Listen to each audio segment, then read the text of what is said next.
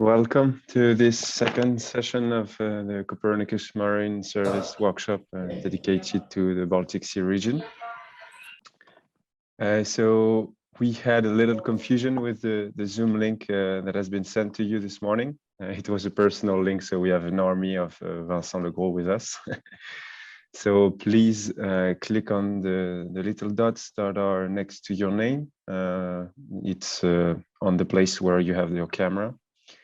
And you have the three dots and you can rename yourself. It will be easier for us if you have questions, etc. If we do not have an army of Vincent Legros.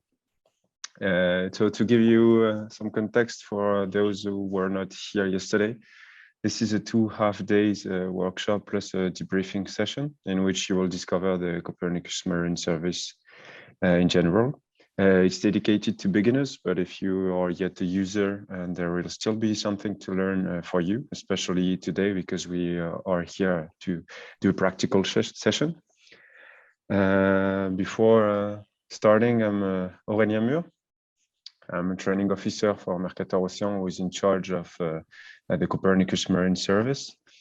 And I will be with Ergan today. Good morning, Ergan. Hi, good morning, everyone. I'm Ergan Fouché from Noveltis, and I'm very happy to be presenting this session today with Aurélien. Thank you, Ergan. We'll be your moderators, and Ergan will be more than that. She will give you a presentation after. So a few details about the technical configuration of our workshop. We have a single access point that is a Padlet.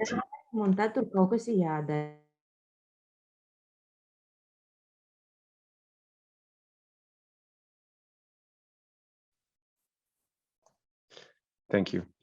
So the Padlet is the single access point for the training. So Ergan will send you the link in the Zoom chat. You will find there the e-learning material, the participant manual, the replays of the session, the PDF of yesterday and today's presentation.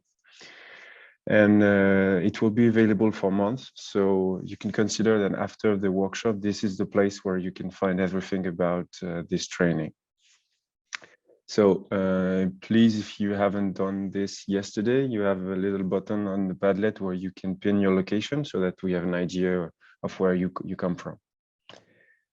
And we will take a lot of Q&A time today during the live, but all your questions will be answered and available on the Padlet. And we have another tool for the question. This is Slido, and Ergan will once again send you the link in the Zoom chat.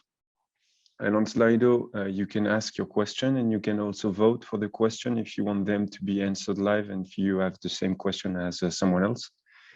We had a lot of questions yesterday. Most of them have been answered in the breakout rooms, but we have a document that will be on the Padlet with the written answers from the expert. You can consider that the chat on Zoom is only for small talk. And I leave the floor to Ergan that will introduce you the today content and the agenda. Be careful, Ergan, you're muted.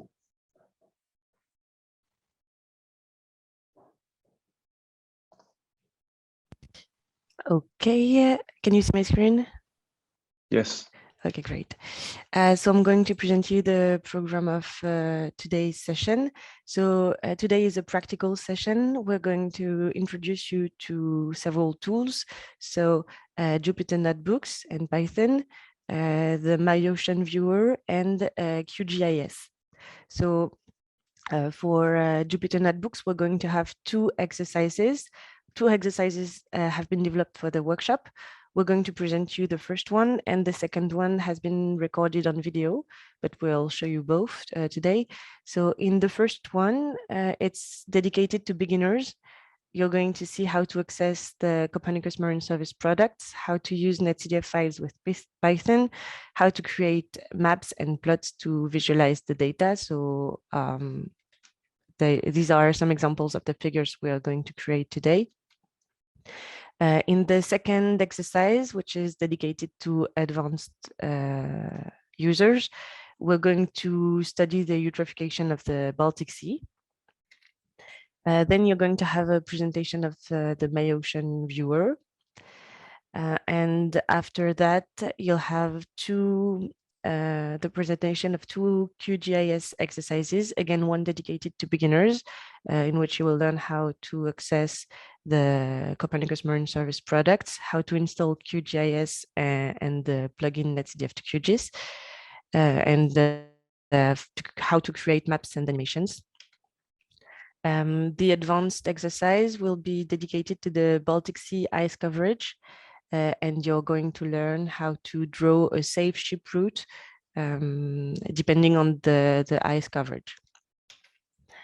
So here is the schedule of the session today. If you're interested in only one of the subjects, for example, only QGIS, we're going to stick to the schedule and we'll try to be on time so you can just attend the session you're interested in. So that's it for the agenda presentation, and I'm going to start with the QGIS, the Jupyter Notebook demonstration.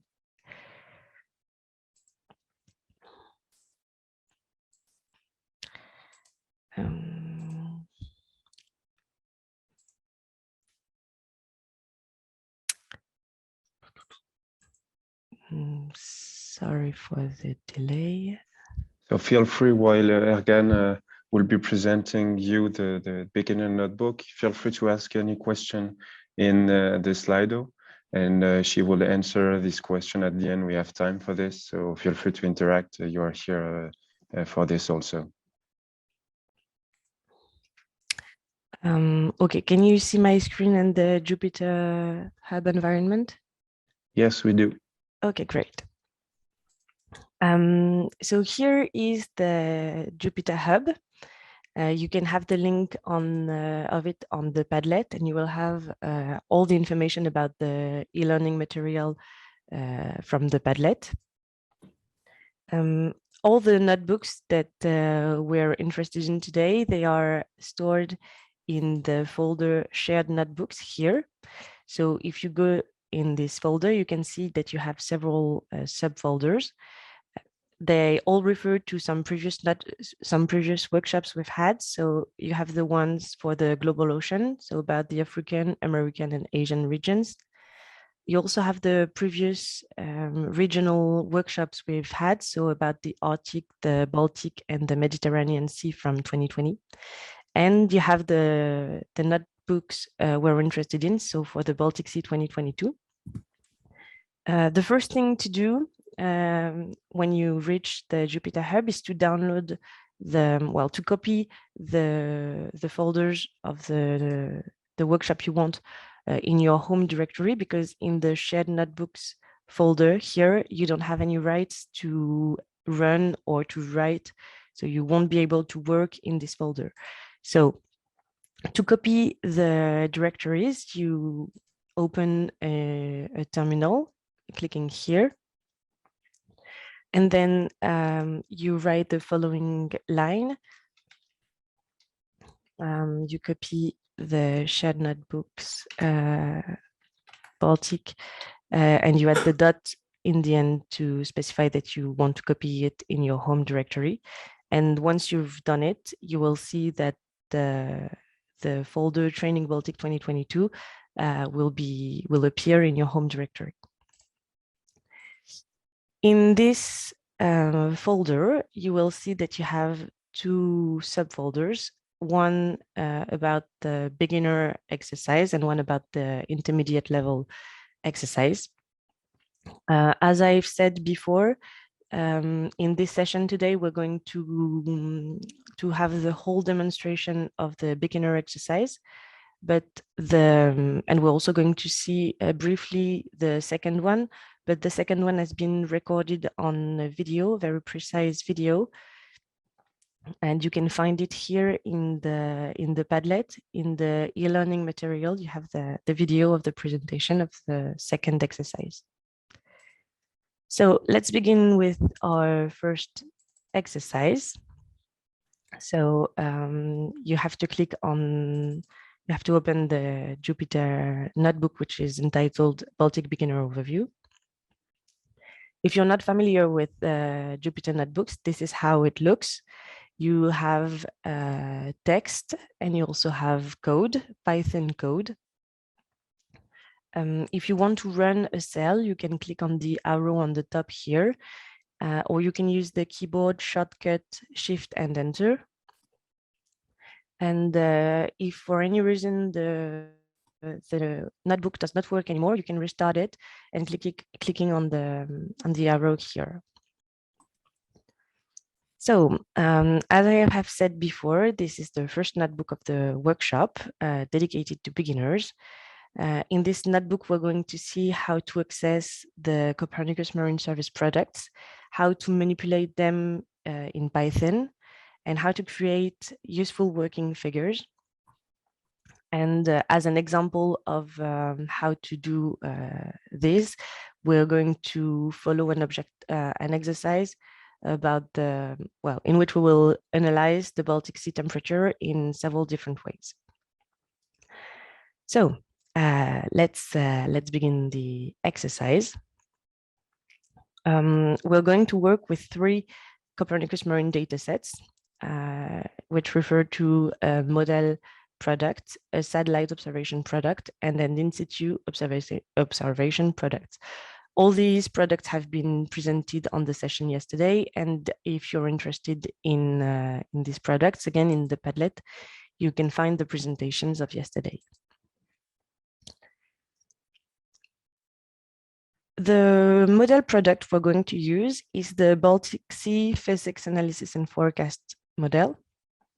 If you click on the link here, you will access the product page in the Copernicus Marine Catalog.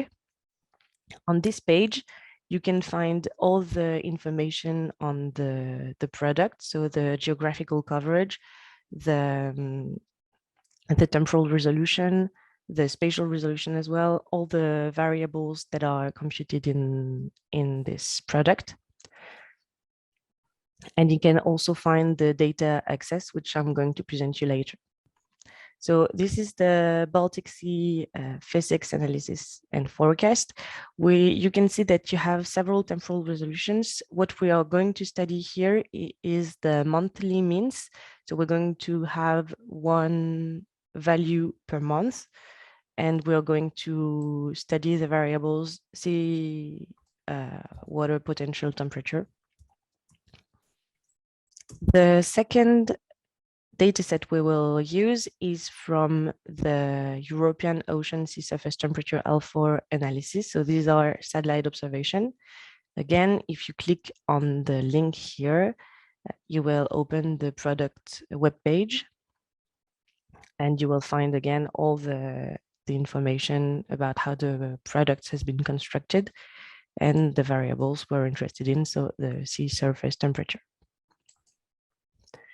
The last product we are going to use is a temperature profile from a glider instrument. So this is an in situ data set.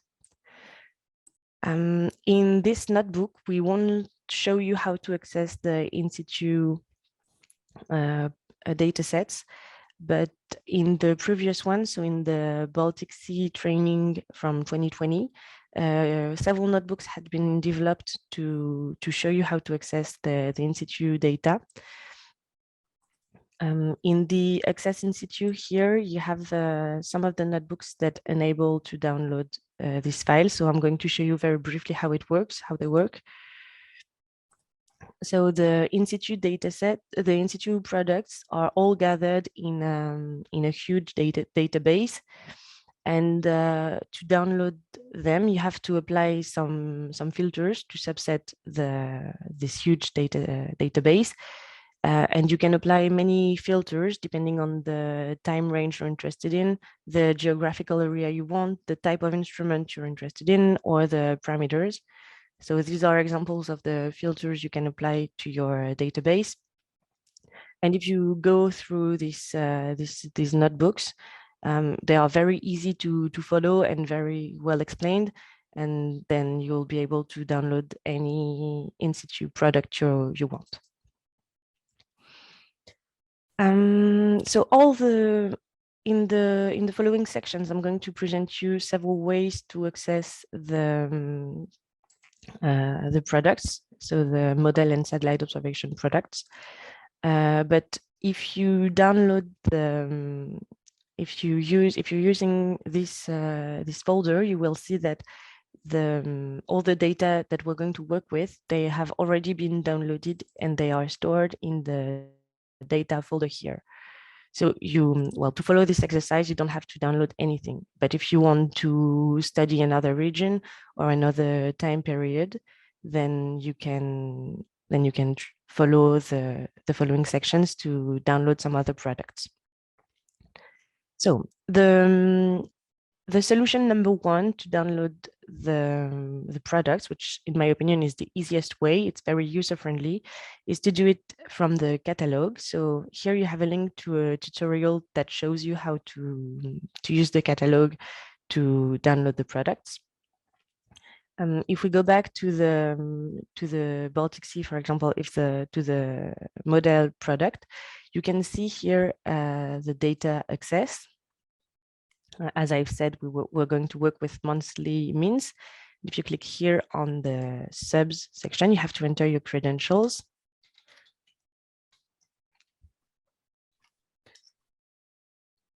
And then you're going to have several filters to apply to the data sets. So you can select the geographical area you are interested in. So this is the Baltic Sea.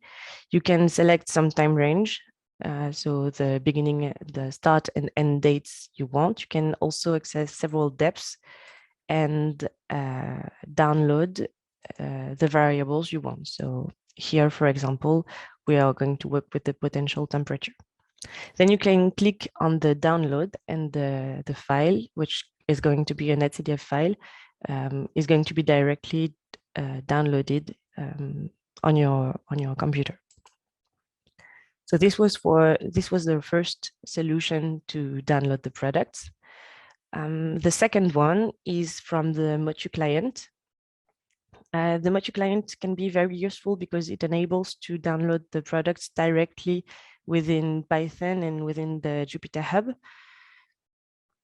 The first thing to do is to run this cell, but yeah, that's it. And then you're going to create لا ما هو بيجيب لي متأخر وانا كده بفطر متأخر. You're going to, sorry for this.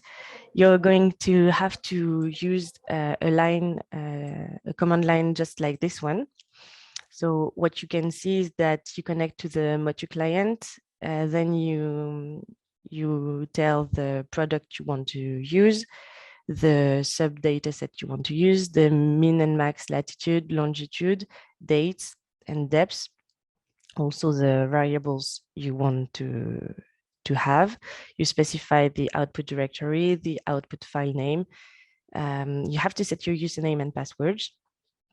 So this line may be very complicated, but hopefully, if we go back to the catalog here, you can click on the download option, then view script, and all the command line, depending on the filters you have applied from the catalog, the command line is generated automatically. So this is very useful, and you don't have to learn by heart how to do this.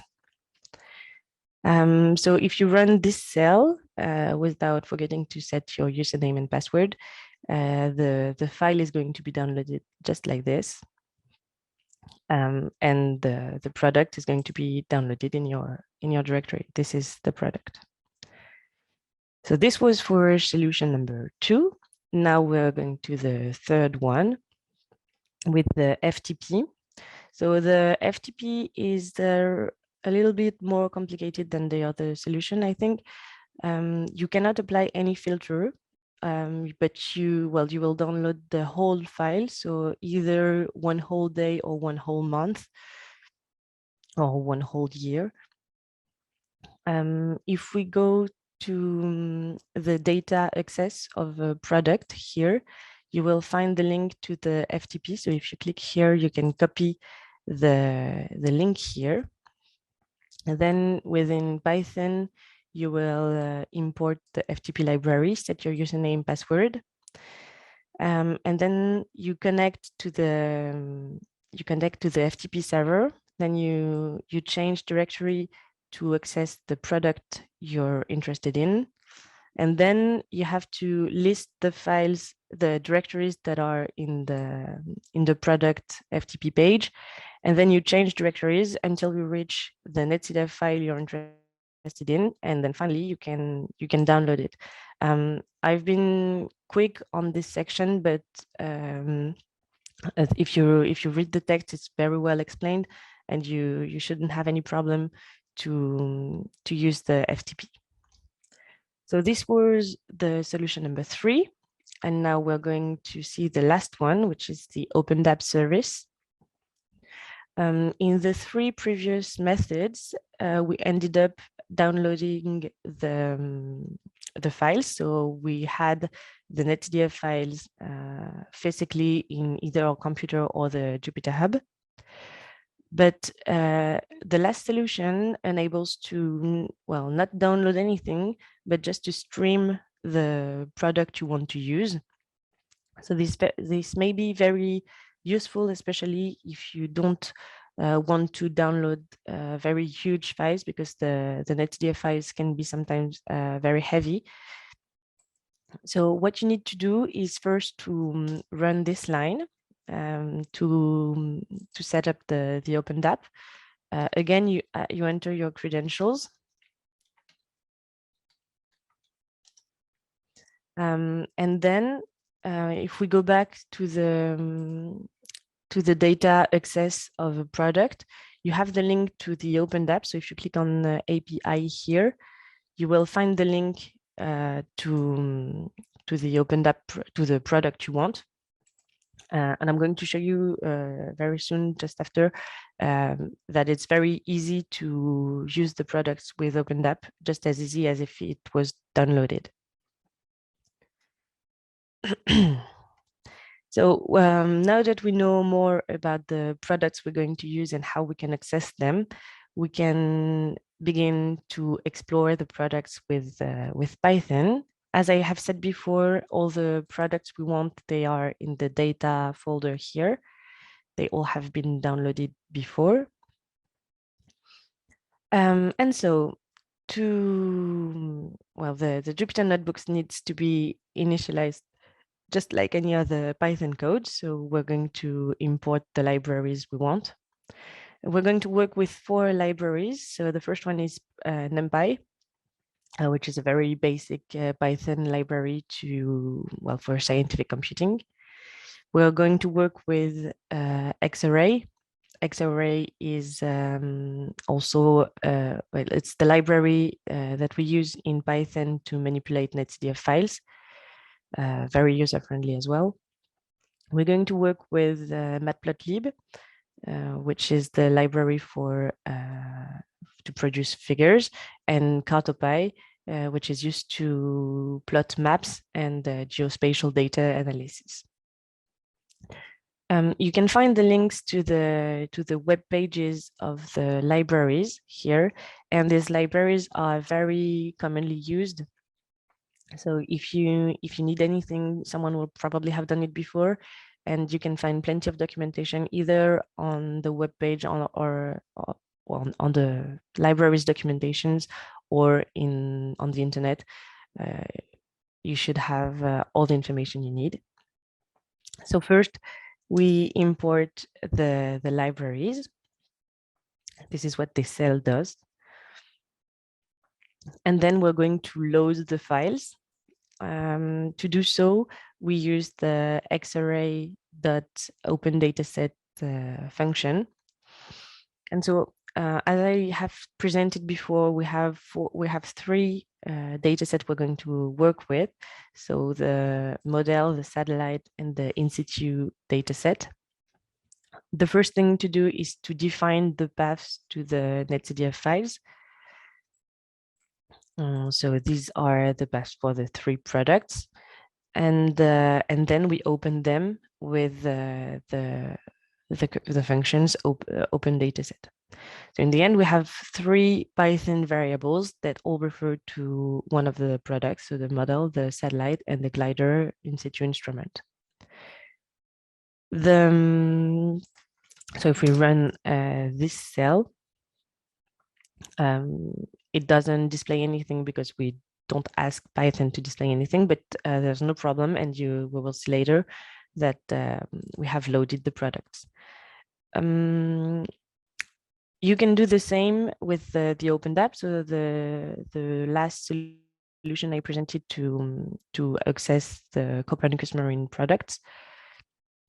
So just like you had put the path to the model in the open dataset function before, you just have to put the link of the OpenDAP product you have got before, and it will work just the same. It works just the same.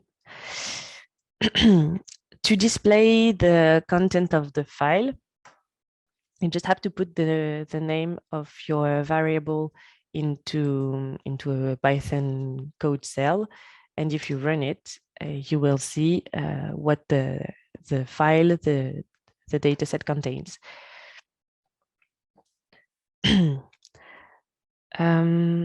So the files we have downloaded, they are netcdf files. They are very commonly used for scientific studies. The netcdf files, they contain several coordinates. So usually it's latitude, longitude, depth, and time. So this is what our, if we take the model variable, for example, this is what the coordinates are.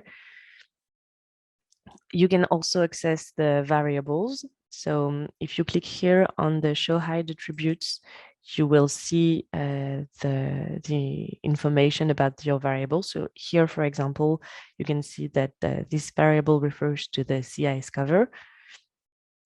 And if we have a look at the second one, you can see that it's the potential temperature and that its units are Celsius degrees. We can also see that here we have 7 time dates included in the model dataset and 30 depths. So that's it for the model. I'm going to show you that the OpenDAP service works just as fine as if you had downloaded the file. So remember that we had stored the OpenDAP dataset into the mod OpenDAP Python variable. So if we run this cell, you will see that it displays the same kind of information, except that the dataset we had downloaded had been subset before, whereas with the OpenDAP, you access the whole product. So you have all the variables, all the depths, and all the time dates that are computed in the model. For the rest of the exercise, I'm going to work with the files that have been downloaded, but I can assure you that it will work the same with the OpenDAP variables. So you have seen that several variables were included in the dataset. You can see here that mod is a dataset variable, which means that it contains several variables. So you have the sea ice coverage and the potential temperature. If you want to access only one of these variables, you have to put the name of your variable. So here the temperature is named theta. And if you put this, if you put it this way, you will access a data array. So you no longer have several variables, you only have the temperature. And again, if you want to display the content of your data array, you only have to put the name of your variable and it will be displayed this way.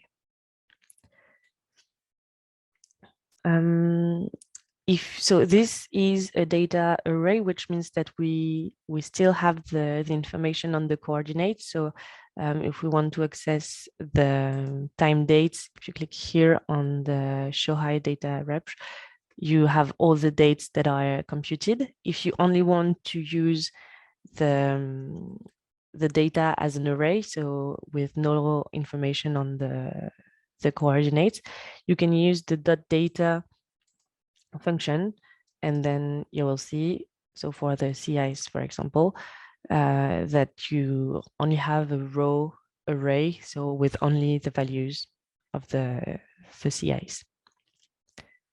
So now that we know about the netcdf files and how to explore them with Python, we're going to start studying the Baltic Sea temperature.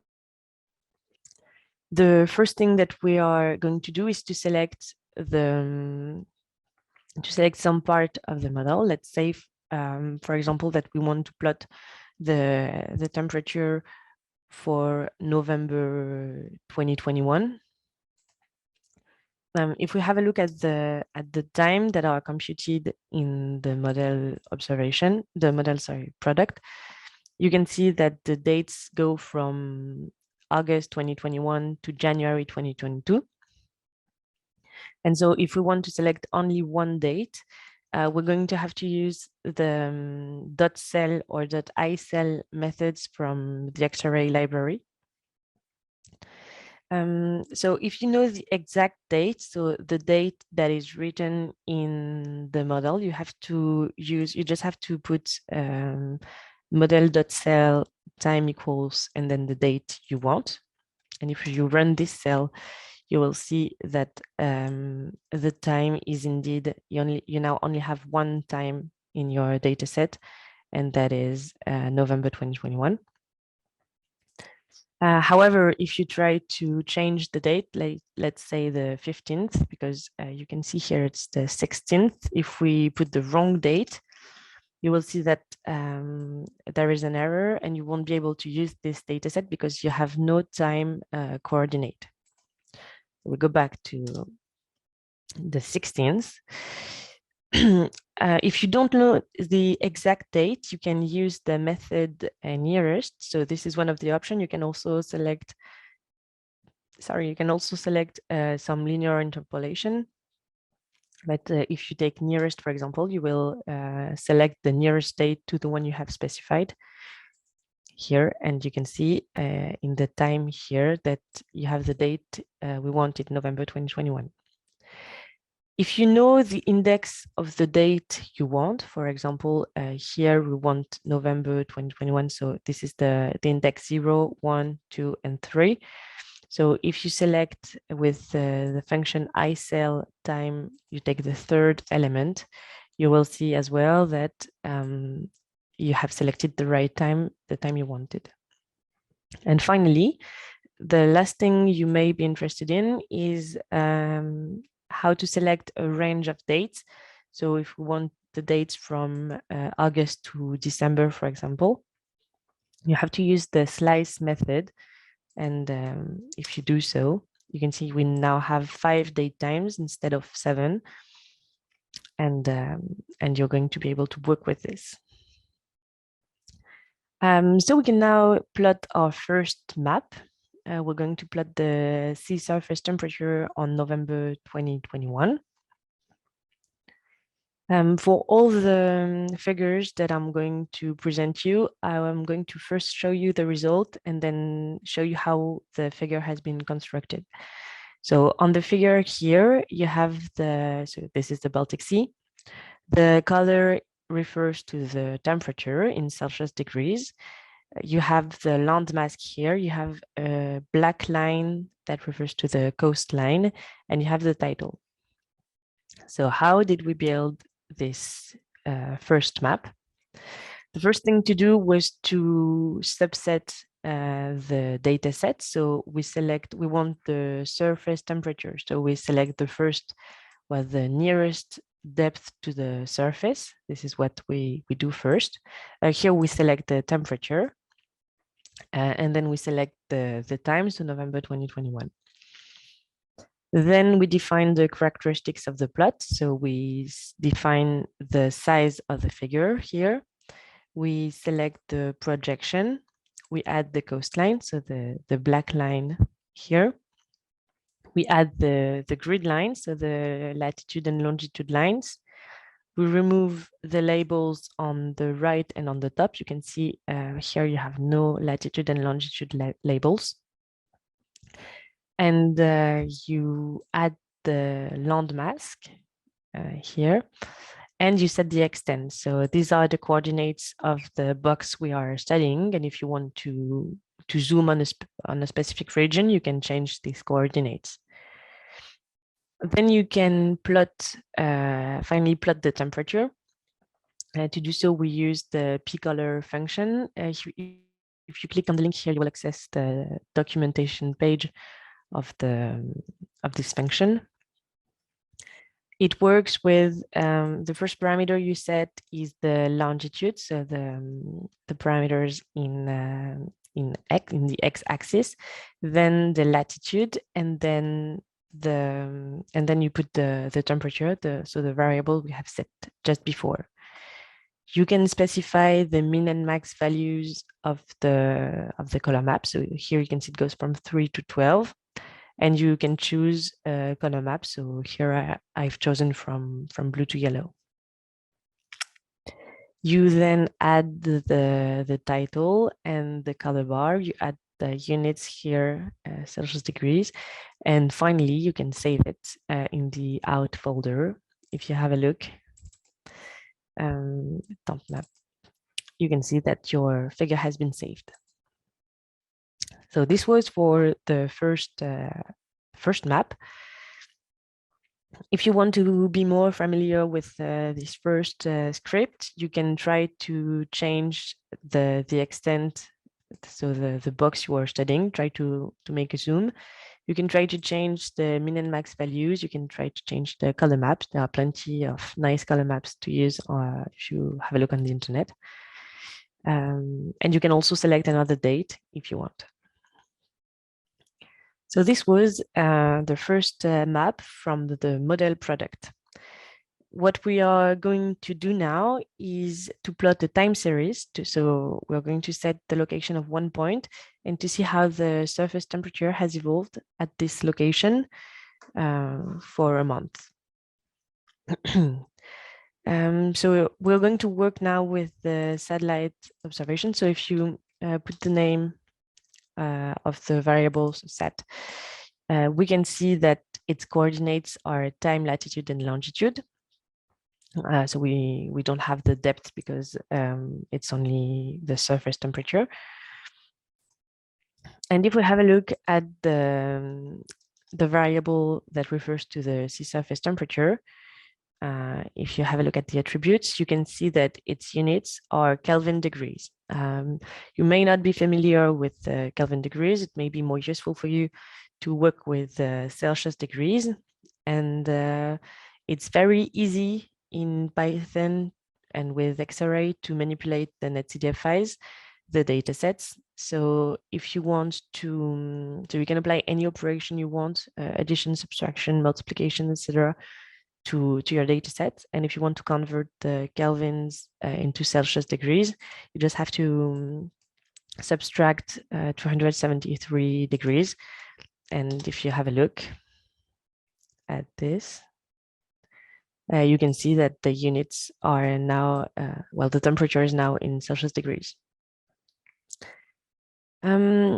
So now let's start our time series. So we're going to define the longitude and latitude we want to study. So I've set some coordinates, but you can choose any other one you want. We're going to see the evolution of the temperature from, well, in November, so from the 1st to the 30th. We select the satellite observation dataset with the coordinates and dates we have set. So we select the longitude, latitude with the nearest method. And for the time selection, we take the slice, so from date min to date max. We convert the dataset we have created from Kelvin to Celsius degrees. And if we run this cell, you will see that you have all the information you need. So all the time dates that are represented, all the temperature values, and the latitude and longitude we have set.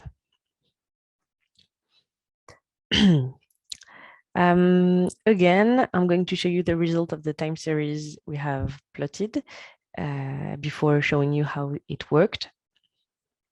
So you can see on the bottom, on the x-axis, we have the time. Here we have the temperature. We have the line that describes the evolution of the sea surface temperature. On the right, we have the location of the point we are studying. On the left, we have the location we have set, and you have the title, sea surface temperature. How did we create this figure? Again, we define the characteristic of the plot, so the size. We add the axis, we add the grid, we set the title, the subtitle on the left. We use this line for the x-axis to look nice. And then we use the function plot. So on the x-axis, we have the time, and then we have the temperature that we have defined above. Then these lines are used to create the minimap. We use the function scatter, longitude, latitude to plot this point and to display the location of the point we're studying. And so that's it. So a little analysis we can make on this time series is that the temperature decreases in November because obviously winter is coming, and so the temperature decreases. A small exercise you can try to do with the script is to change the location and dates you're studying, and see if in August the trend was the same as in November, for example. So that was for the satellite observation and some time series. We are now going to study the glider, so the in situ instrument. And we're going to plot the vertical temperature profile to see how the temperature evolves in the deeper sea layers. So let's have a look at how the glider dataset is constructed, just to make sure. A glider is an underwater vehicle that measures some ocean parameters. So for each time date, we have a set of measurements for several depths. So here are the coordinates that are computed in this file. You have time, latitude, and longitude. And if you have a look at the dimensions, you also have the depth and the position. You have plenty of variables. Sorry. You have plenty of variables, the pressure, the temperature, the salinity, etc. What we're going to work with is the temperature, obviously. And so from all these measurements, we're going to select two set of measurements. So we set the indexes of the measurements to consider. So here I've chosen to select the first one and the index number 9.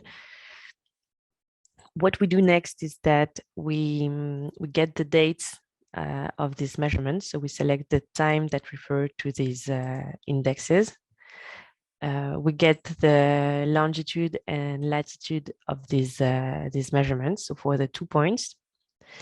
And finally, we get the temperature measured that the glider has measured. So we have several variables that we have set. And if we have a look at this second variable, you can see that you have all the values of the temperature, you have the time at which these measures have been made, etc. So again, I show you the result of the script we're going to run. Again, on the top, you have the location of the 2 points we have selected. You can see they are very near.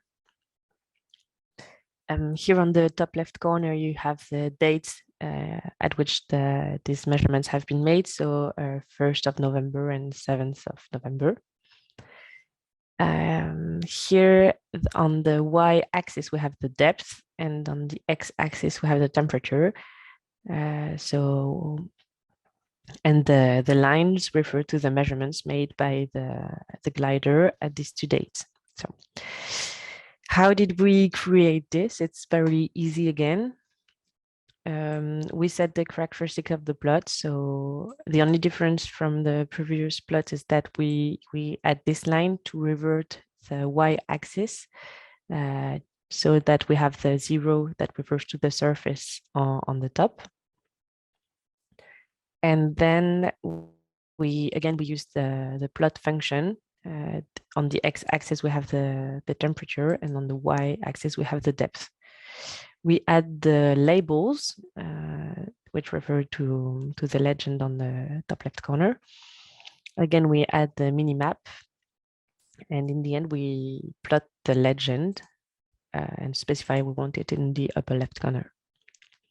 So this is the result. What you can see is that the temperature for the two measurements is quite still until 30 meters, and then the temperature decreases and then it increases again. This is what we can say about these temperature profiles. If you want to manipulate this file, this script, you can select some other indexes and see if you see the same profiles, for example. I'm going to be quick because I think I'm running quite out of time. In this section, we're going to plot the vertical slice. So the aim of this figure is to see how the temperature has evolved along a line and taking into account the depth. So here is the figure we are plotting. We have defined the line here, so along this longitude.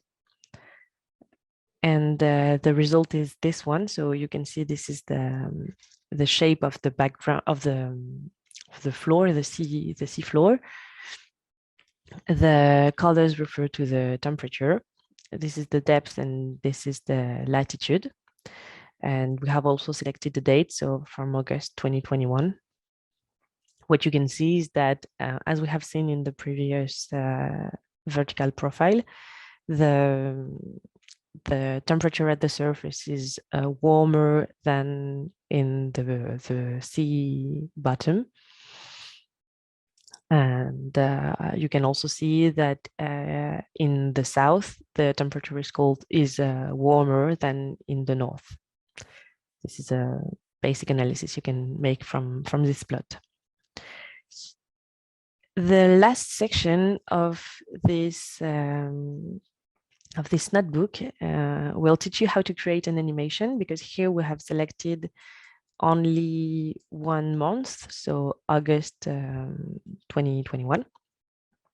What you can do, so to plot this map, if you have a look here, we selected the index 0 of the model dataset.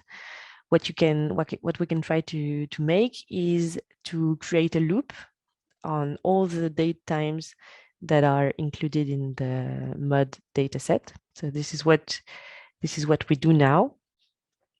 All the figures we create, we download them, we save them into the out animation folder, and then this last cell will compute all these figures and save them as a GIF. And if we run this, it should work. Yes. And you can see how the temperature has evolved, so from August to January. So that's it for the first notebook. I hope I haven't been too fast, and I hope you enjoyed it.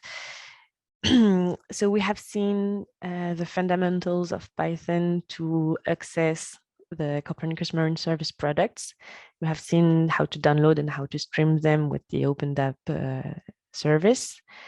We have seen how to manipulate the files, so how to subset them, how to select the variables we want. We have learned how NetCDF files were constructed, so with the dimensions, the variables, etc. And we have learned how to plot maps, time series, vertical profiles, and vertical slices. So you now, once you're familiar with these notebooks and all the methods we have presented, you can reuse all the scripts we have developed for you and apply them to your needs. And if you're, well, once you're familiar, you can have a look at the second notebook, which I'm going to present you briefly now. So the second notebook, which is dedicated to advanced level users, it covers a real case scenario, very concerning issue about the Baltic Sea, which is its eutrophication. The eutrophication refers to an ocean phenomenon, which is due to the discharge of nutrients, so phosphorus and nitrate, into the sea. So these nutrients come from the land. They are due to human activities. So they come from fertilizer, detergents, fish farming waste, industrial discharge, and sewage. Sorry.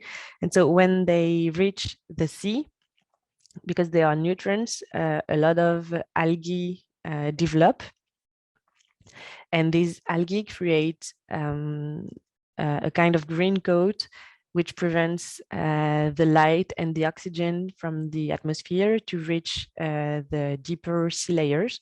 And so when eutrophication occurs, it creates dead zones, so regions in the sea where no marine wildlife can sustain.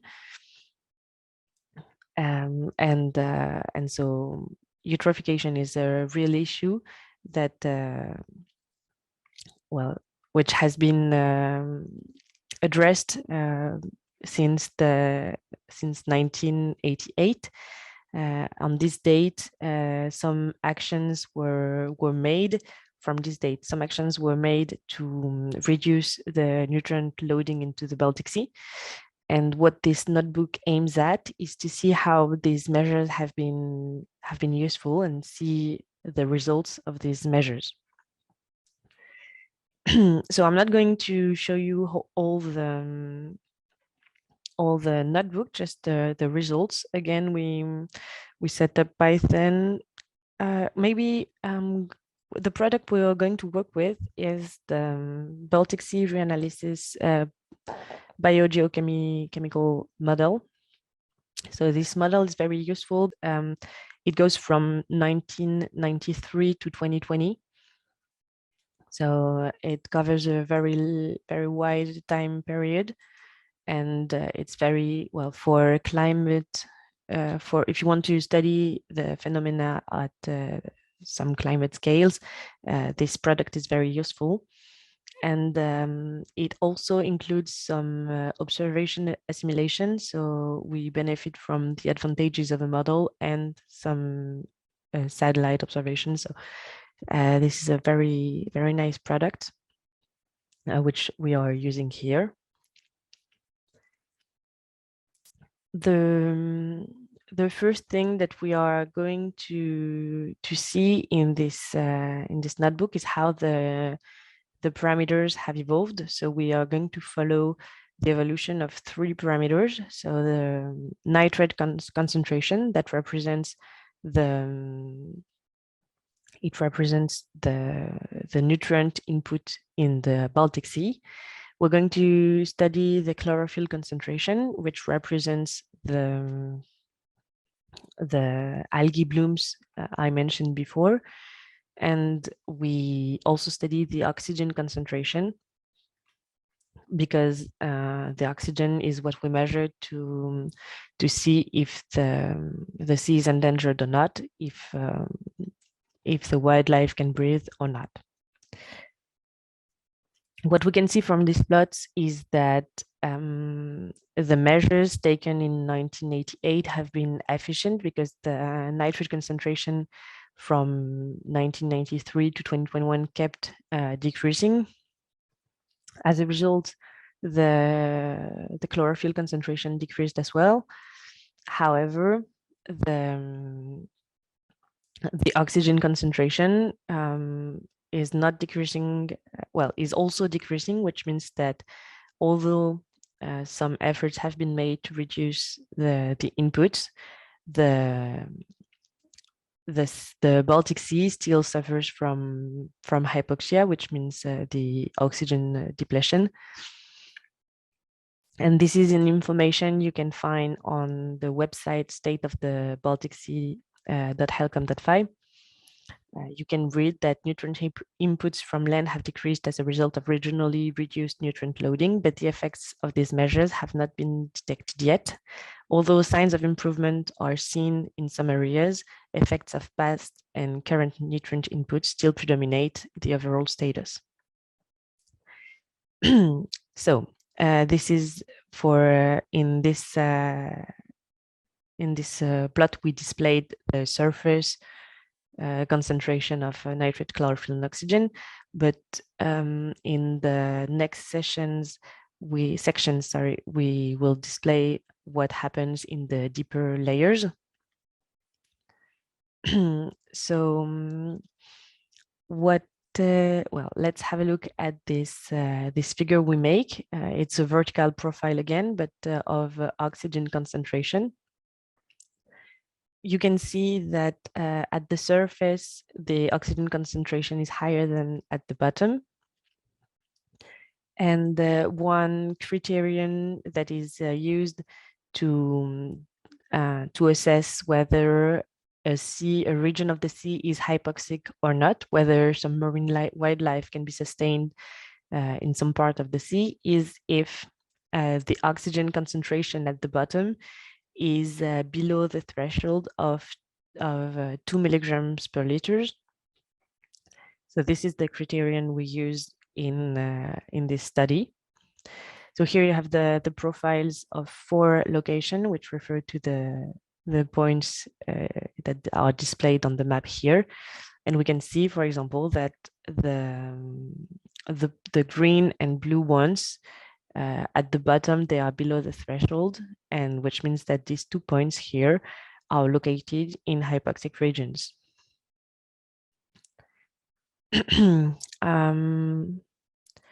So, well, that's what we could say about this figure. We in this figure, in this section, we create a map of the hypoxic region for one date. So we calculate, well, we assess which part of this this subregion is healthy, so above the threshold of 2 milligrams per liter of oxygen at the bottom, and which part of the Baltic Sea, of the region, is hypoxic, so below the threshold.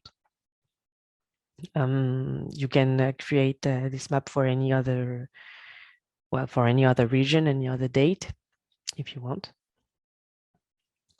And in the last cell, we calculate the areas which are hypoxic. So this in the x-axis here we have the years, and for each year we have calculated the area of hypoxic water. So what we can see is that this area keeps growing, although it's now quite stable. We still have some years where a huge part of the Baltic Sea is hypoxic. So I've explained to you very briefly all these figures. At the end of the notebook, you have plenty of exercise dedicated to beginners, intermediate, and experts. The exercises for the beginners are just like the ones I proposed to you in the beginner notebook. So you just change the dates and the location and the color maps, etc. In the intermediate level, It's like, for example, in this figure, instead of calculating the area in kilometers square, you can try to calculate it in percent and see which part in percent of the Baltic Sea suffers from hypoxia. And in the experts level exercises, I propose to you to study some other parameters, because the eutrophication does not only depend on the nutrient loading, but also on the temperature, on the sea ice cover. And this is something that you can try to have a look at. All the parameters are available. So the temperature, the sea ice cover, they are all available in the Copernicus Marine Service product. And finally, here I propose to you to have a look at the ocean state report, because there is a whole section about the eutrophication, and especially the eutrophication of the Baltic Sea. It's very interesting, and I have been inspired by this report to create the exercises. And there is also an article which uses, so a scientific article, which uses the same product as we did. And it also assessed the hypoxia in the Baltic Sea. So this is the end of my presentation. Thank you very much for attending this presentation. I hope you enjoyed these two notebooks. If you have any question, especially about the exercises, but also, well, any question, you can ask your question to the service desk. So at the end of the two notebooks, you have the email address. Do not hesitate to contact us to ask any question. We'll be very happy to answer them. And I'll be giving back the floor to Aurélien for the next presentations. Thank you very much. Thank you very much again. Yes, it was super clear, and I think the Jupyter Notebook will be really used by our participants. I think we have some time to do a Q&A session, so Ergan will answer the question that has been asked on the Slido. So I'll put on the screen the Slido. So do you see my screen?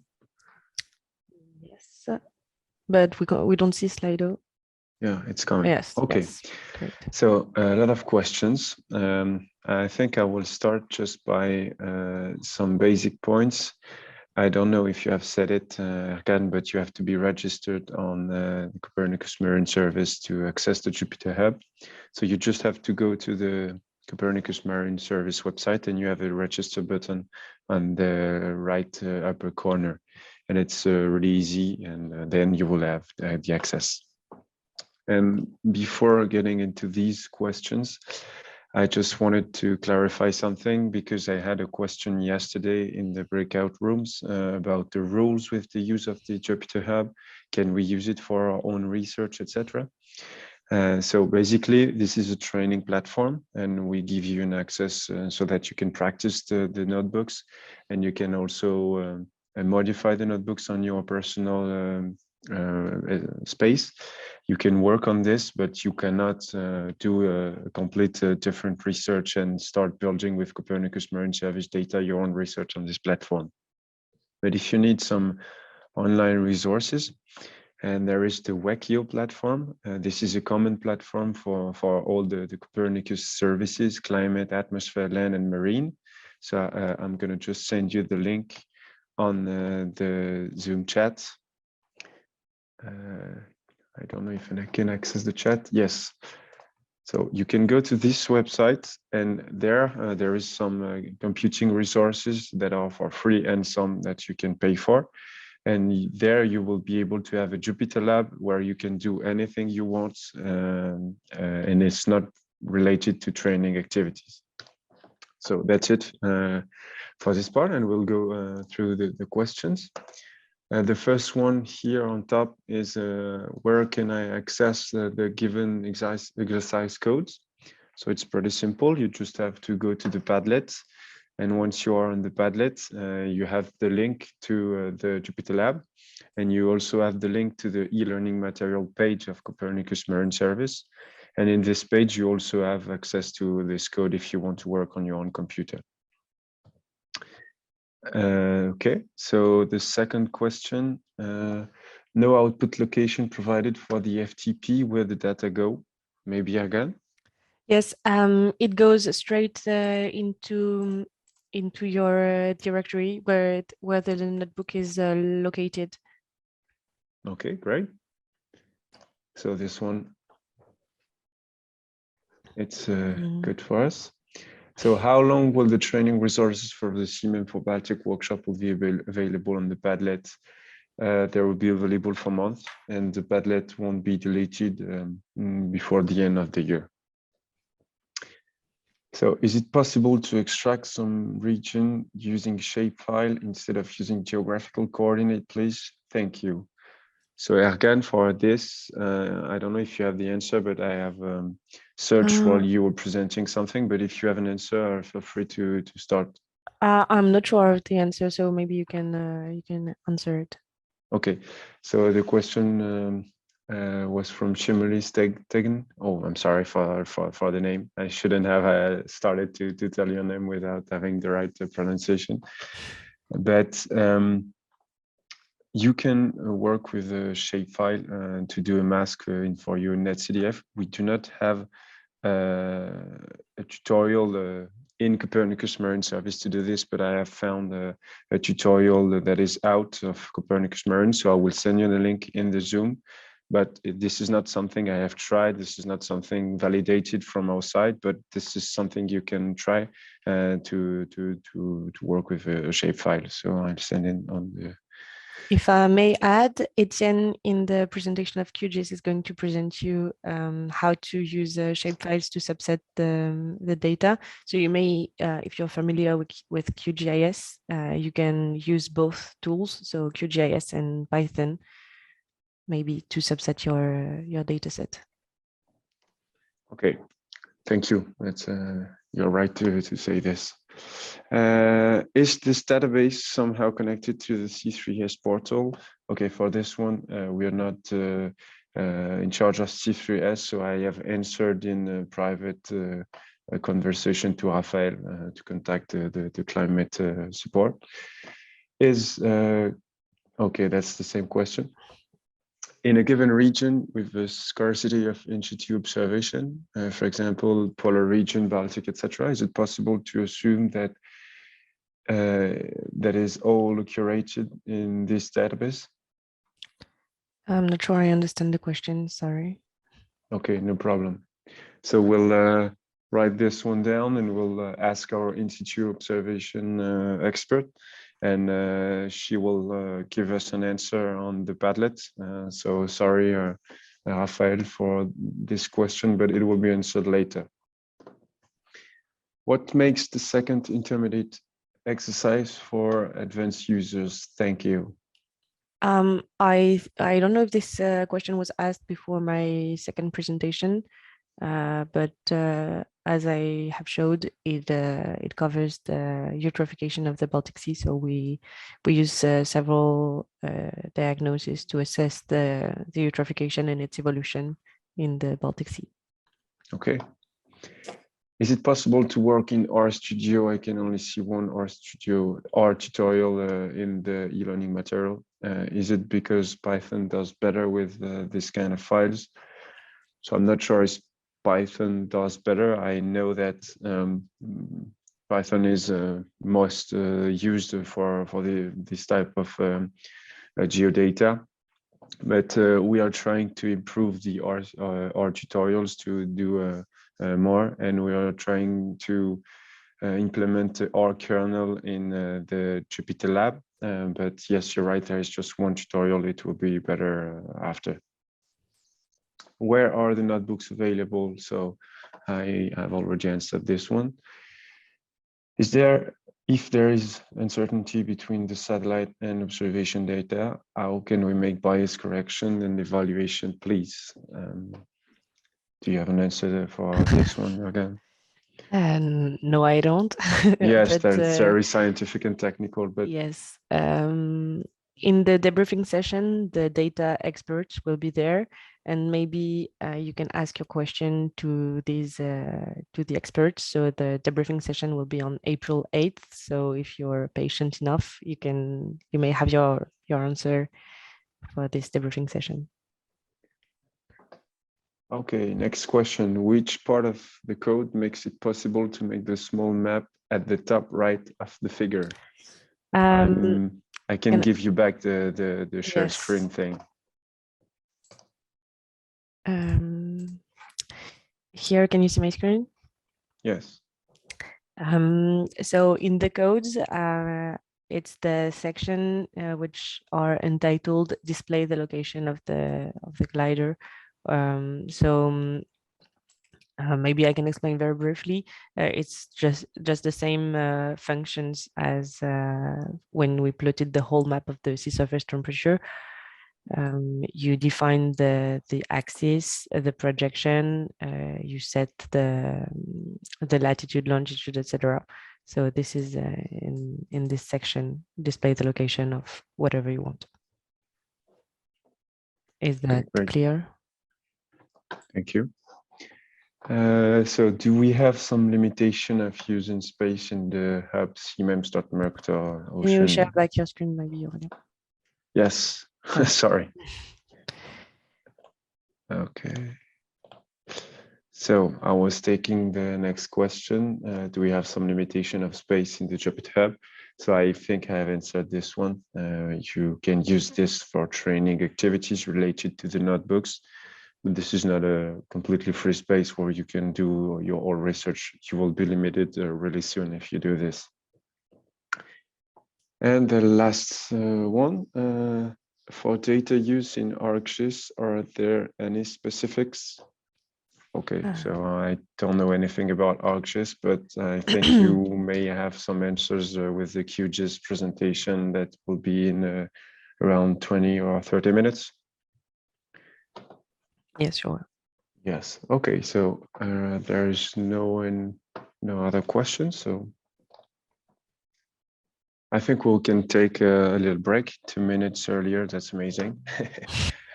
A good work again with the timing. Thank you. So we will be back in 10 minutes. At 10:25, we will have a presentation about MyOcean Viewer to display the data directly from our website without any coding skills required. And then we will have, some QGIS tutorials introduced by Etienne Sahuc. So you can stay with us. We have a lot to share with you. So thank you, and we'll be back in 10 minutes. Welcome back after this coffee break, and welcome if you're joining us, especially for the 2 sessions that are coming. I just take a few seconds to tell you that we had a little issue with the link we have sent you in the reminder this morning. So you have, for some of you, you entered the session with a private link. So you're all named Vincent Legros. You can change this by the 3 dots linked with your name and your camera space, even if you don't have your camera. You can click on the 3 dots and rename yourself. So that's it, and we'll continue with the training sessions for today. Now I will welcome Elena Di Medio, that is Service Desk Officer at Mercator Ocean International. And that will give you a presentation, an overview of the MyOcean visualization tools. So Elena, the floor is yours. If you can share your screen. Hello, everyone. Yes, thank you, Aurélien. I'm gonna share my screen. You see it normally? Yes. Everything's okay? Perfect. Hello, everyone. I'm Elena, working on the support team. I'm here today to introduce you our visualization tool, the MyOcean Viewer, and its main functionalities. It's accessible from the Copernicus Marine homepage that you see here. And you only need to click on the Exploration tab, the Ocean Visualization. I already opened here, but this is the process. So here we see that we offer three versions of MyOcean viewers. We have the MyOcean Learn, MyOcean Lite, and the MyOcean Pro. Here down you have a small table summarizing the main differences. Let's say, to make it simple, that the choice depends on the needs in data visualization and exploration. I'm gonna present them very, very fast to not lose too much time. Okay, so first of all, this is the MyOcean Learn. It's the version for beginners where you can visualize the main oceanographic parameters as the sea ice that we see here for the Arctic, the salinity, temperature, currents, chlorophyll, and waves.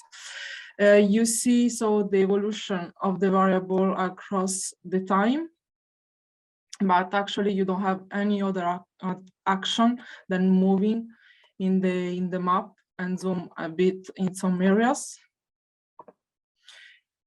After we have the MyOcean Lite, where you can start to interact a bit with the data and the map. Here we also have, as always, the same parameters than in MyOcean Learn, and you can change here on the bottom. Sorry, I have the tab of the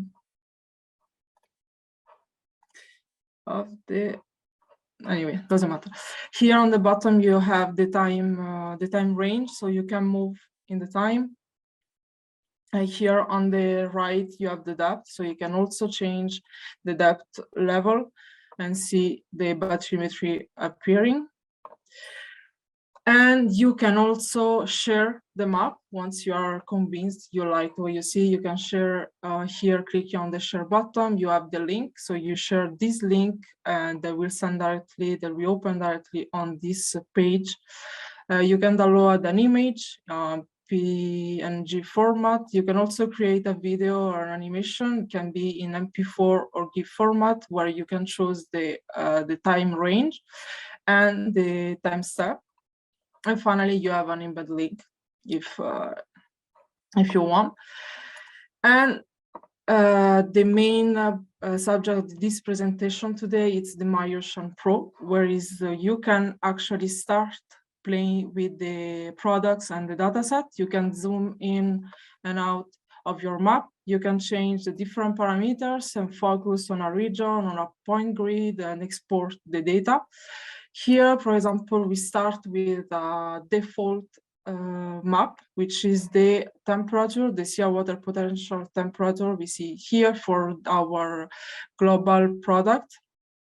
We see that if I stay, you're supposed to see it. If I stay on the layer, we see the product ID, the dataset ID, and the variable name, the tau. But we can also access to all the products available in the Copernicus Marine Catalog that we see here. For the ones that arrived today or just now, the Copernicus Marine Catalog provides almost around 200 products that are listed here, and can be filtered to make it easier to look for the product instead of scrolling down. Here on the left, we have the main parameters. You can filter the data inserting a keyword. You can choose the parameters as the universe if you are more interested in physical parameters, in ice, ocean information, or biochemical information. We can filter by variables. Community if you are more interested in data related to the ocean health or coastal service and so on.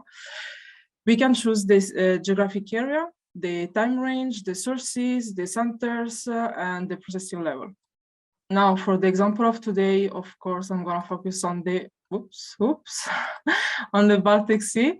We see then that the list of more than 100 products arrives only at 33 products. I'm gonna stay simple, so I'm gonna focus on the temperature. We see that the number of products reduced in function of the parameters I select, and want to focus first on numerical models. So I have only 2 products. The analysis forecast providing data in the recent past, so for more or less the 3 years of data. And with some forecast days, usually is up to 10 forecast day. And we have the product of reanalysis, which provides more past data, more or less. We are around 30 years of data. So it depends, of course, on what you need. If you want more details, here you click on the detail page, and we have a small, a short summary of the product, the DOI code to reference, some information related to the product itself, the temporal extent, and the geographical extent. Once we are, this is available for all the products, so it's the same structure for all of them. If you are convinced with the product and we think it can answer to your need, we select Add to Map, and we access to the dataset page, let's say.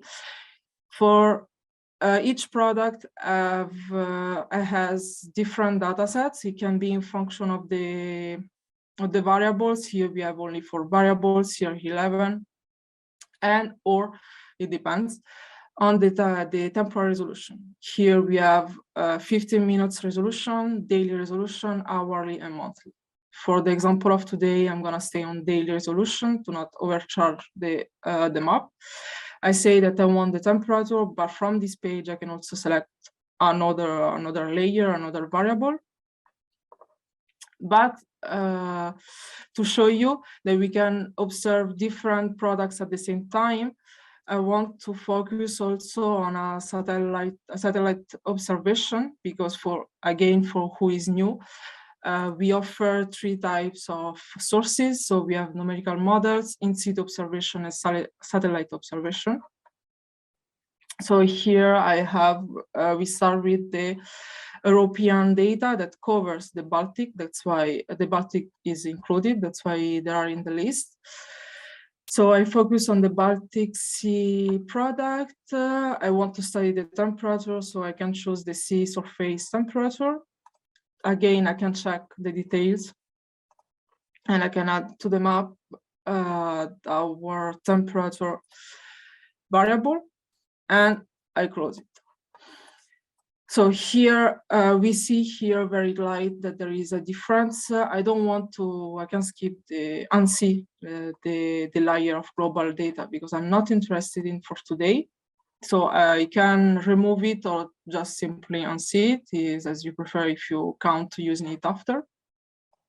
And now if we focus on the map itself, we can see that we can zoom in and out. As I've done, we can move in our chart and we can change the projection. Here we have with the equatorial projection, but the Baltic Sea is at high latitude, so can be better for have a better proportions to move to the North Pole projection here. So we see that the projection changed. Again, and zoom can be a while, so here be careful. Here on the top right there is the spinning, indicating that it's charging. Can take a while sometimes. So meanwhile it's charging. So we are here, we see that the 2 products have a different geographical extent, which is not bad, because I mean, yeah, I can be careful. I'm gonna focus in the inside part, so they are both product covers this area. We can start from the map customization. So here on the left menu, we have the layers that we decide to plot. We can also change the order, which can be more interested in function of what you want to underline and how you want to visualize them. We can change the opacity, which can be useful if you are comparing or if you want to see the correlation between the 2 layers. So you can change the opacity. We see here that the upper, we don't see it very well. We can change the color map. I do it now, so we try to see better the different, maybe this one is not. So if I increase the opacity, we see that the upper layer becomes more evident. We can follow a bit we can see the correlation between the two layers. We can also change the minimum and maximum values if you want to be focused on a certain range. Here, if I want to change the variable, I can directly change it from this option. So I can click, for example, I want to change my mind. I want to check the CIS fraction. So I don't need to again go into the add layer and do my research again. We can do it directly from this tab for the same product. Here we are always in the CIS surface temperature product.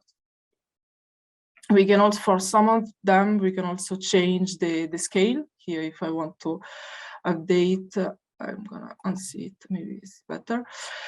If you want to have a better view of the data, again, we can add, we can access the layer information. So here we have the same detailed page that we saw before, visualized before. And this is for the customization of the map. We can also focus on a particular region or grid point or transect by creating the object here on the right. There are different objects that can be created. We have a point, so we focus on a grid point. I'm gonna choose it randomly, I'm not gonna lie. We have here a grid point. We can study a line. So we will have a transect. Here another graphic. And we can study an area. So you see that for each object created, there are some default graphics that appear related to the variables that we are studying, that we are visualizing. Here, so we have, in this case, we have the temperature and the CIS fraction for all of them. For a point, a green point, we have usually the depth level and the depth profile, sorry, and the time series from the variable. For a line, we usually have the transect over this distance, and for an area, we have the histogram. These are the default one. Some of them can be deleted. We can add other graphs if you want to see other parameters. You can do everything you want, actually. And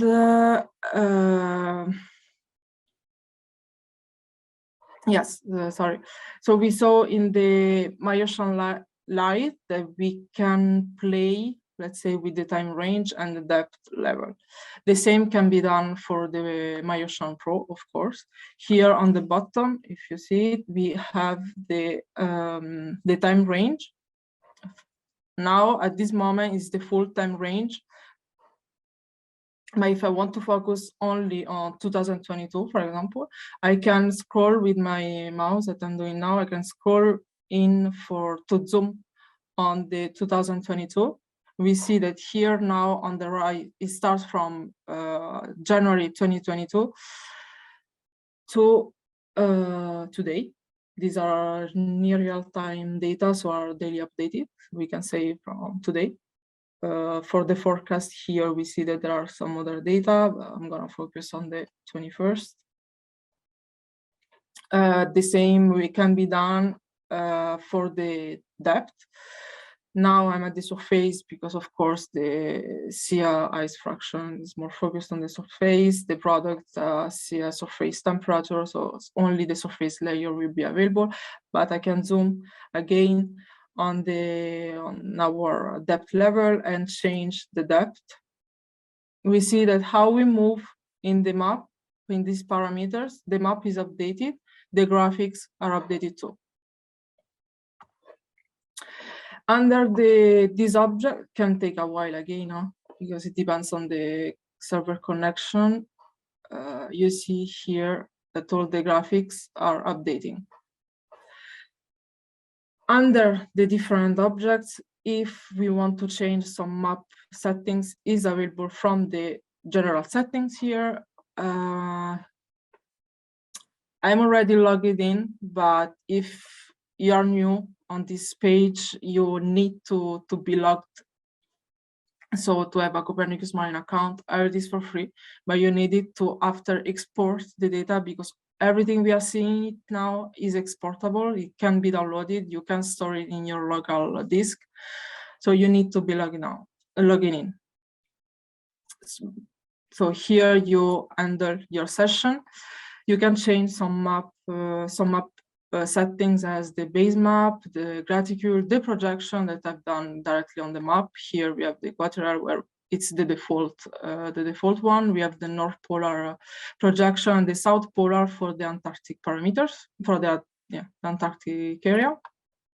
And we can also change the units of the objects. Here by default is the kilometers, but you can put miles if you prefer to have miles, and some others. Now, if we, as I say, just say everything you see can be exported. If we start with the map, after I'm gonna enter more in the details, but if we start just with the map and with what we see, here on the top, we have the share button. We have again the share link. You can again download the image, you can create a video, and you have the embed link. If we come back to the object, these graphics can be downloaded as well. You have the CSV format that is available for all the graphics. That's why the interest of being logged in.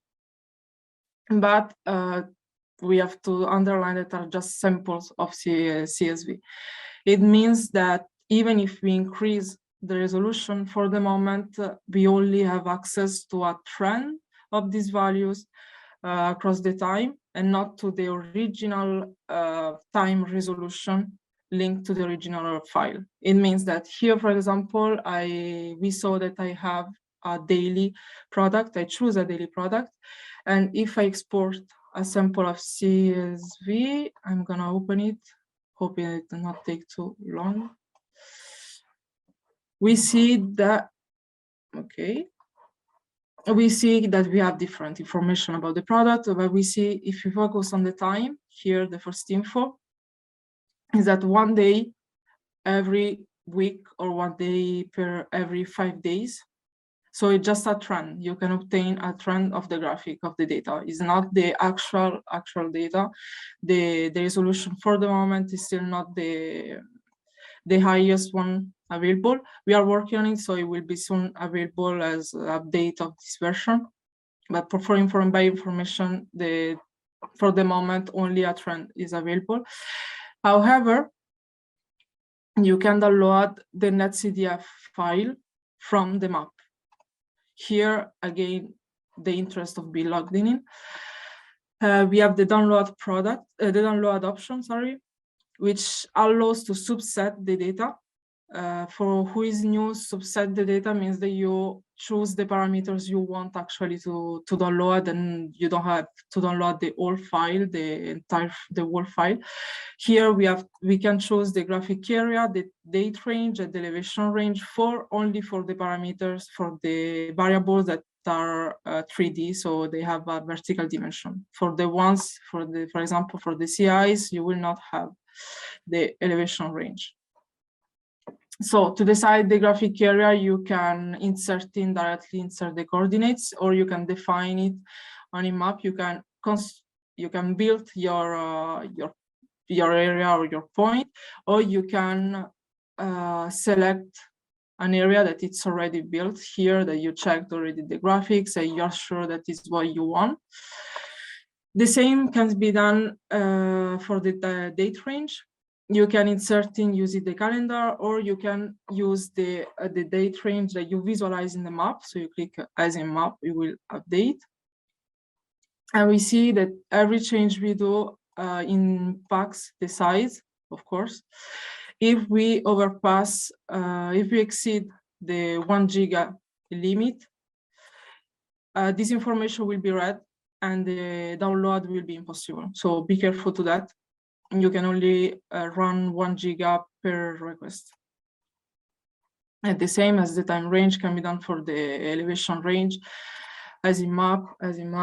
But here I want to stay on the on the surface, so I'm not gonna bother myself with that.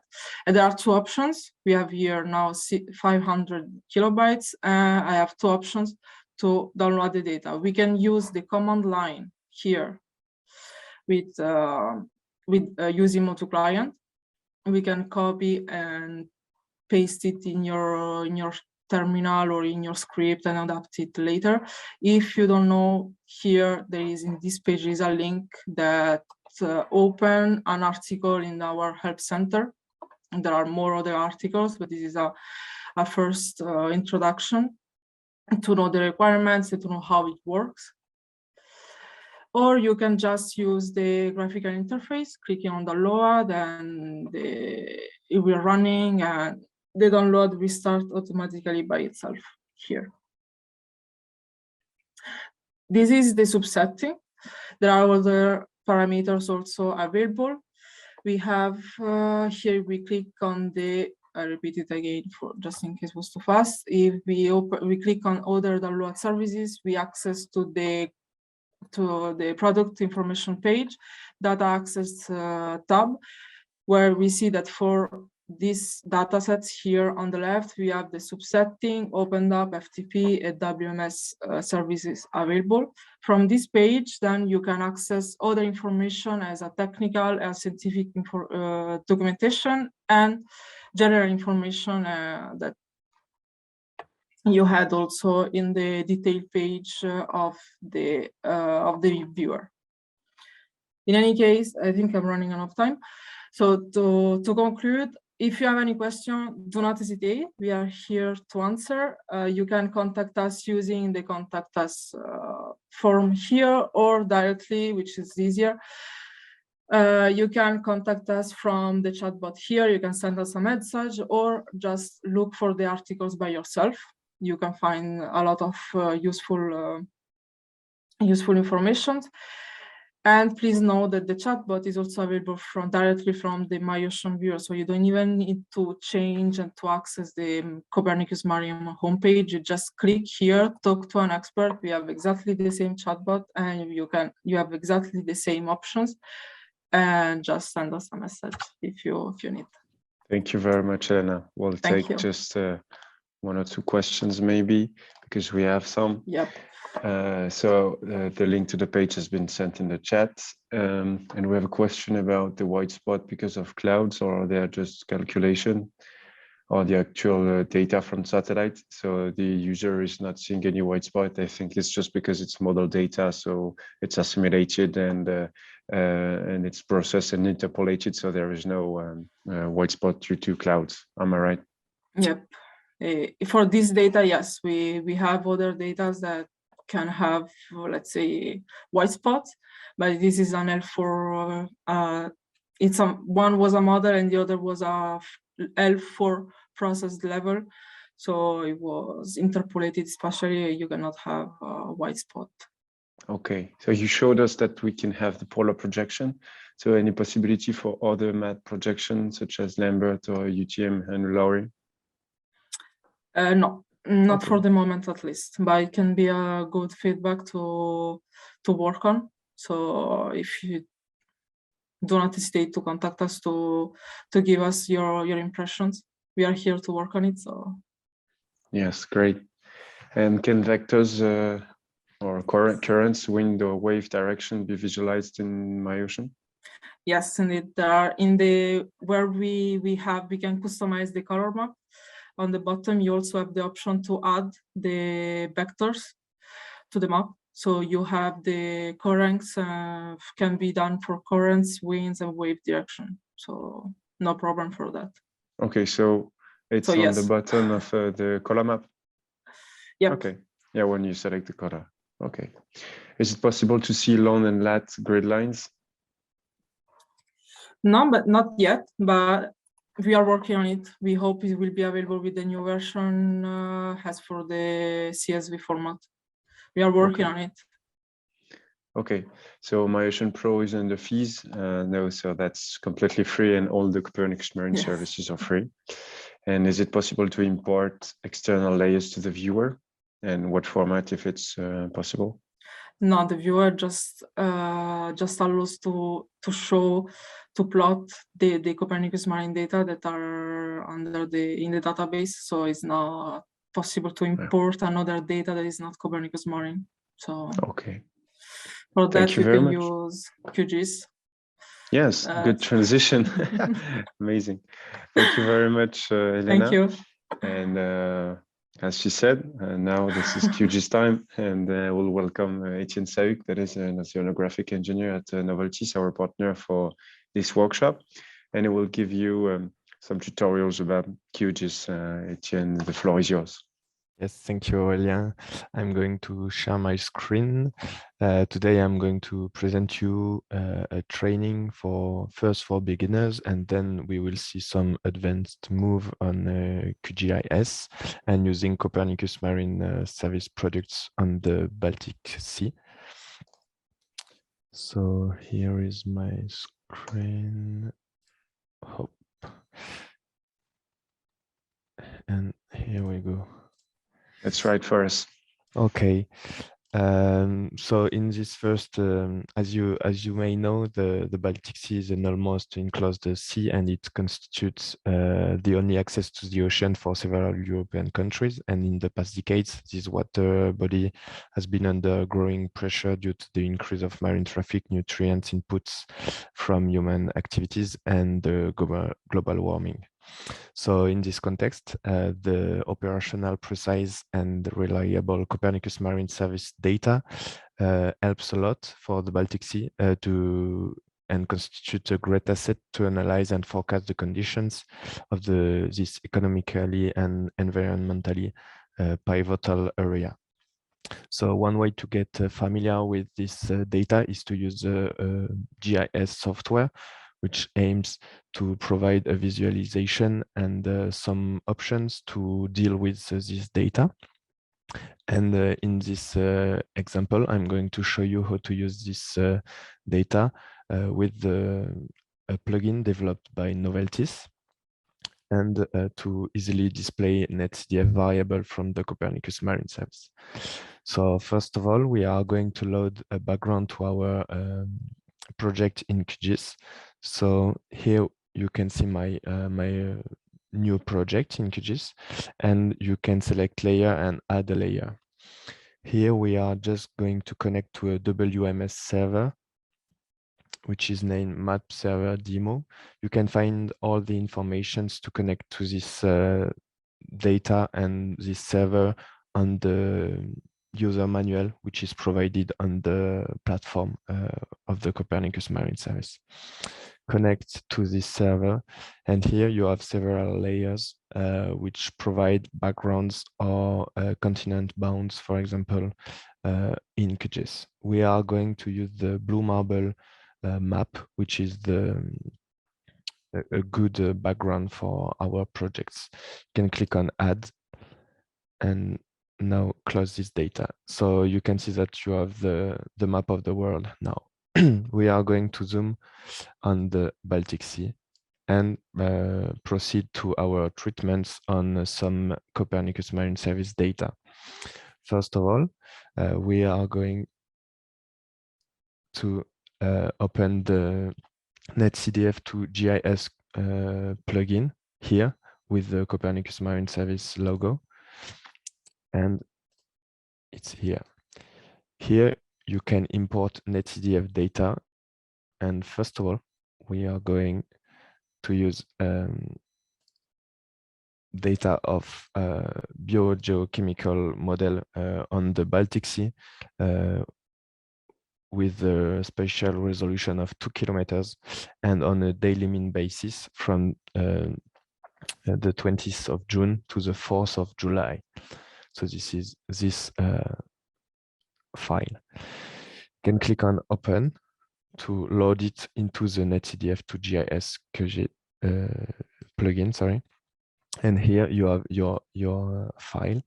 You have access, thanks to the plugin, to several informations. First of all, you have access to all the variables available in this NetCDF file here,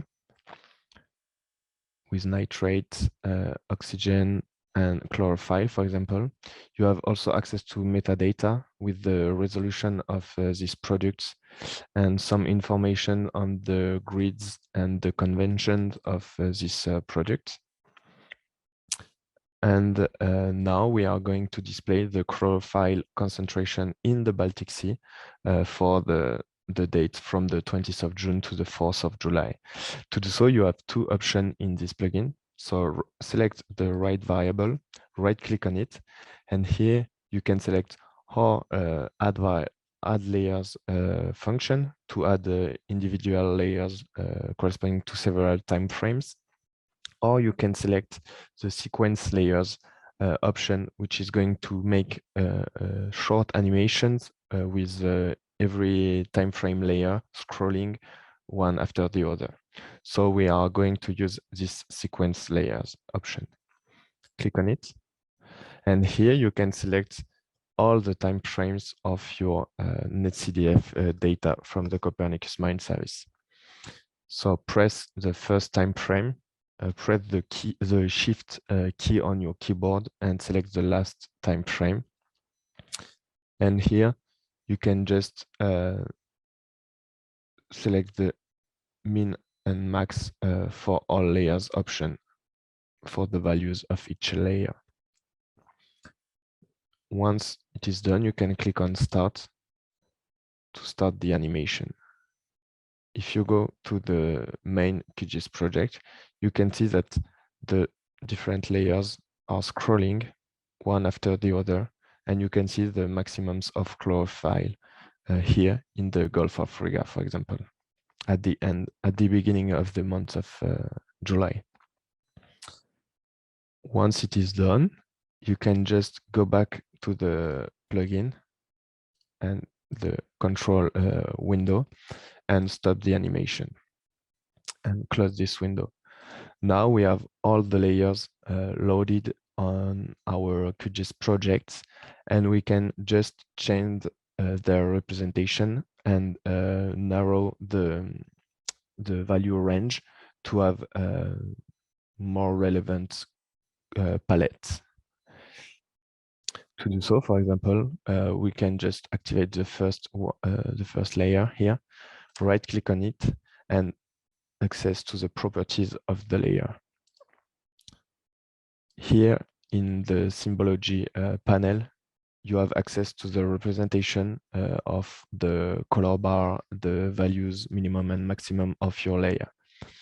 So here we are going to change these values from 0 to 20 milligrams per cubic meters, and just check that the color ramp is spectral, but we are going to invert it to have minimum values in blue and maximum values in red. Once it is done, you can just click on apply here and OK. So you can see that this first layer has maximum chlorophyll concentration here and here along the coasts. Now we are going to see, we want to see the same palette on other chlorophyll concentration layers. That's why we are going to apply this style here to the other layers. So if we select the first layer, right click on it, go to style, copy the style, and now we can apply it to the other layers. Select all the other layers of chlorophyll by pressing shift on your keyboard. Right click on it and you can select paste style.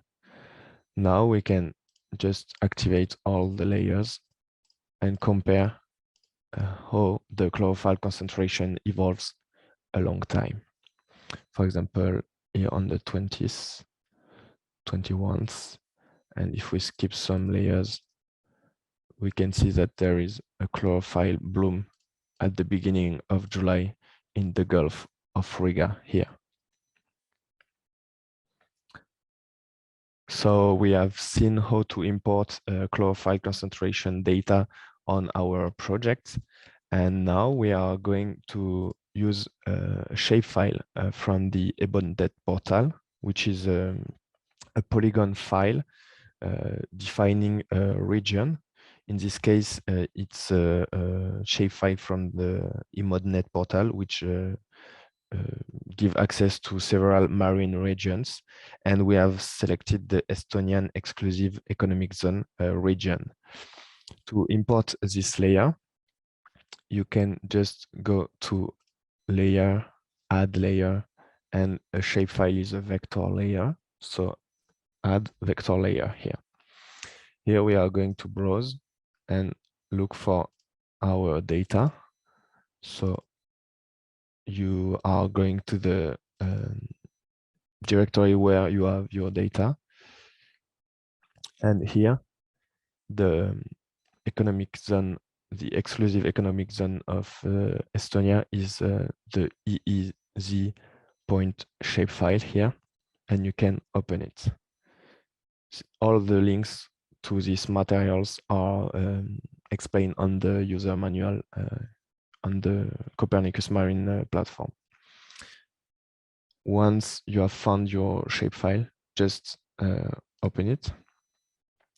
And here,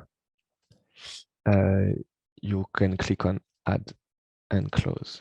So if you take this layer on top of all the other layers and zoom on your project, you can see that the Estonian exclusive economic zone is just over Estonian coasts here. And what we want to do is to extract the chlorophyll concentration on this polygon. To do so, we are going to select a function which is raster extraction. And here we are going to select clip raster by mask layer to extract the raster values of chlorophyll onto our EEZ polygon.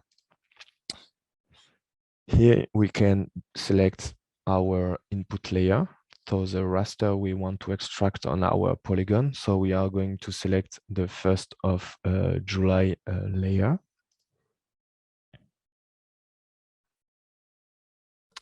Here it is. And we are going to select the mask layer, so the EEZ polygon here. Now we can just click on run and close this window.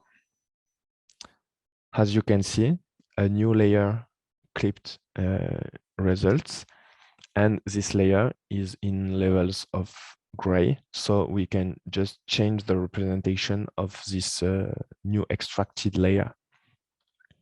To do so, we are going to copy the style of the preceding layers of chlorophyll. So you can just select open style, copy style, and here right click on it and select style, paste style. If we deactivate the first layers over all the Baltic Sea here, we can see that only the chlorophyll concentrations on the 1st of July on the economic zone of Estonia are remaining on our project. So that's a good way to extract informations from the Copernicus Marine service onto a polygon, a shapefile polygon. Here, you can just rename this layer. Right click on it, select rename layer. And here we are going to rename it chlorophyll ale on the 1st of July 2021 EEZ extract. So now you have seen how to extract some values on a precise polygon.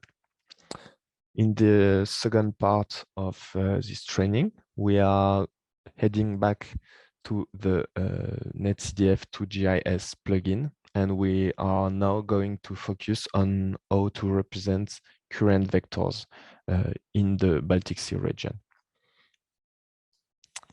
So if you take the netcdf to GIS plugin. Here we are going to import data of currents. So from the analysis and forecast physical model over the Baltic Sea on the Copernicus Marine Service with 2 kilometers spatial resolution on a daily mean. And we are going to select currents on the 2nd of January 2019, which correspond to an episode of blizzards on the Baltic Sea. And so we are going to represent and see the currents modeled by the Copernicus Marine Service.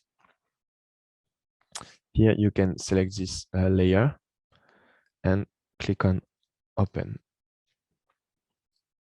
So if you focus on the analysis forecast UNV data here, you have access to eastward seawater velocity, U0, and northward seawater velocity.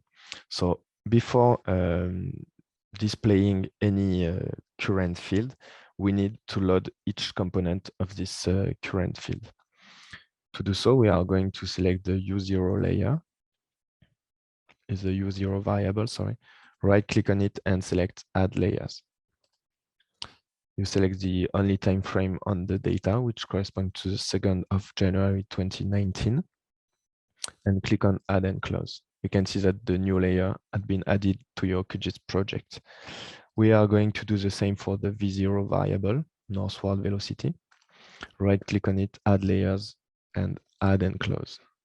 Now you can reduce the QGIS plugin and see that each scalar field have been added to your project. Eastward velocity here and northward velocity here. So what we need now is to compute the current vector. So go back to the plugin, and here on the layers panel, you have access to U0 and V0 layers here. Now we are going to combine these two layers to compute the current vector field. To do so, select the first one, press Ctrl on your keyboard, select the second one component of your vector field. Now you can right-click on these two layers and select the vectorize function here. Here you have to select some options. So we are going to select the U0 component as east-west velocity, the V0 component as north-south velocity, and we are going to use the norm of currents to have direction in the good direction. We are going to apply a downsampling factor of 10, which correspond to a reduction of the representation of the arrows of the vector field in order to have a readable display. You can just select an output directory and type the name of your vector field. So here we are going to type the date and the current name. Once it is done, you can click on vectorize, and QGIS is going to compute the vector field for currents in the 2nd of January 2019. If you close this window and reduce the netcdf to GIS window, you can see that here you have the vector field represented on the Baltic Sea. What you can do is just uncheck the U0 and V0 scalar fields here to only have arrows over the Baltic Sea. Now we are going to change the representation of this vector field and the values here. And we are going to import an existing style already done to this QGIS project. To do so, select your layer, right-click on it, and go to Properties.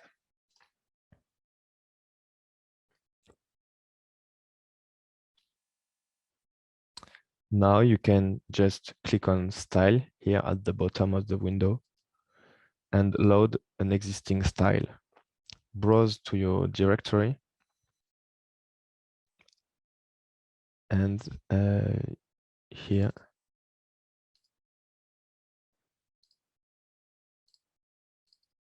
you should find, it's also shared on the Copernicus Marine platform. Here, the current scale.qml file, which is a style file already done by Noveltis. Click on Open, Load Style, and here you can see that you have different values for each category of vector. You can click on Apply and OK. If we go back to our QGIS project, we can see that we have strong vectors heading south here on the coast of Finland, corresponding to the blizzard episode in January 2019. So here, if we deactivate the chlorophyll layer and the polygon layer, we have a vector field all over the Baltic Sea during the blizzard episode in January 2019. It is possible to export this layer, this vector layer, by right-clicking on it and select here, Export and Save Feature As.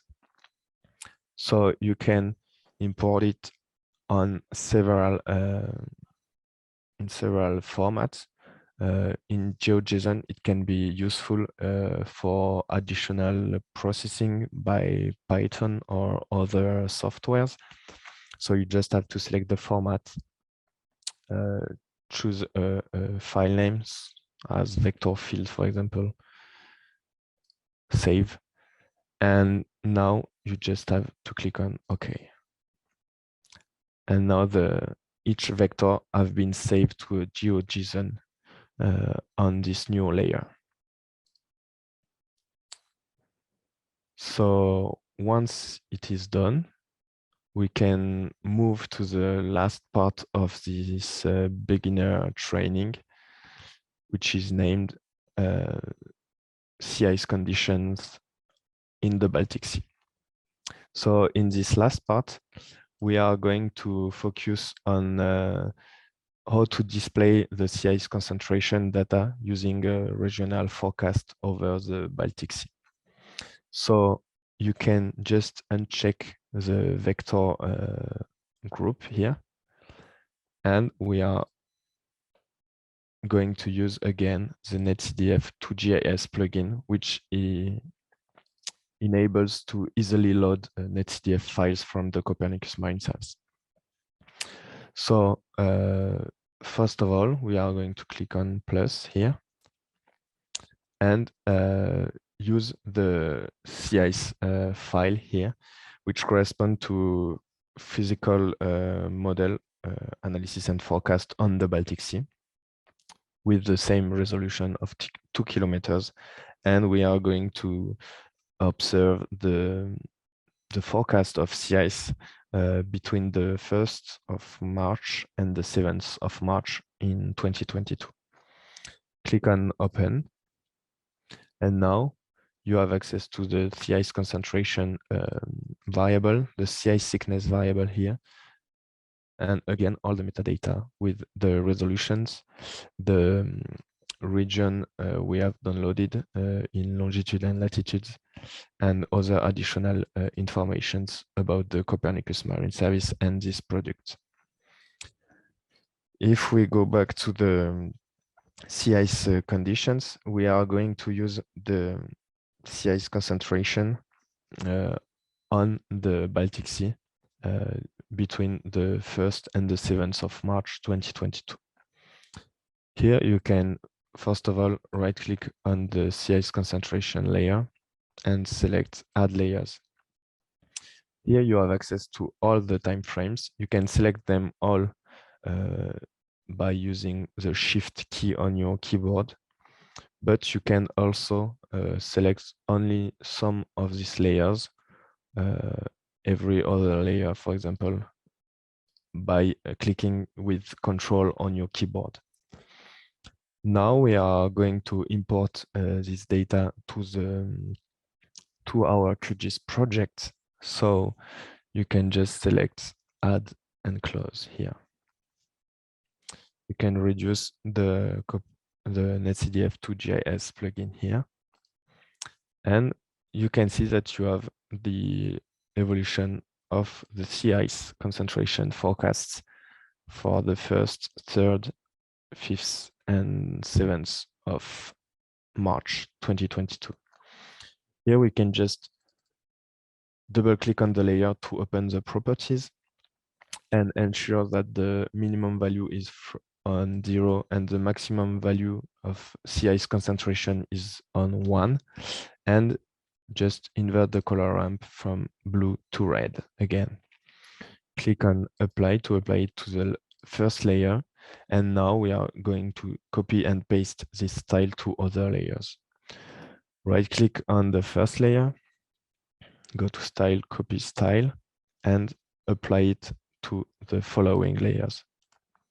Right click on it and paste style. So here, if we compare the 1st and the 7th of March forecasts of sea ice, we clearly see the evolution of the sea ice. Again, it's possible to export these layers, for example, and right click on the first layer, export, save as, and here you can save this raster layer as a GeoTIFF, for example. You just have to select a file name, for example, tests, and just save the extent of this layer, and OK.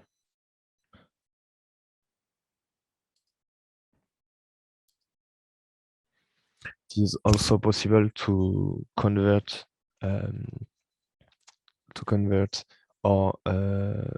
this layer to a vector layer, so to polygons, for example, using raster, conversion, and polygonize here.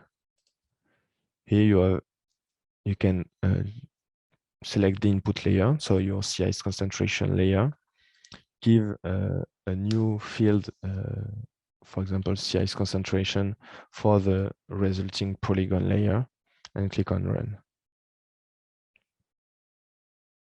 So now your layer is a wall polygon.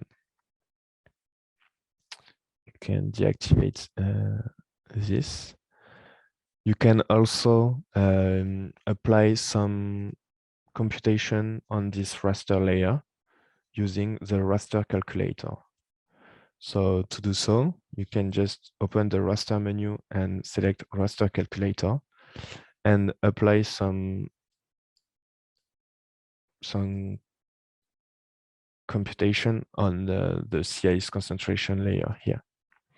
For example, as the sea ice extent is defined by a sea ice concentration higher than 15%, we can just apply, for example, a filter on this raster layer and only keep sea ice concentrations higher than 15% to generate a sea ice extent layer.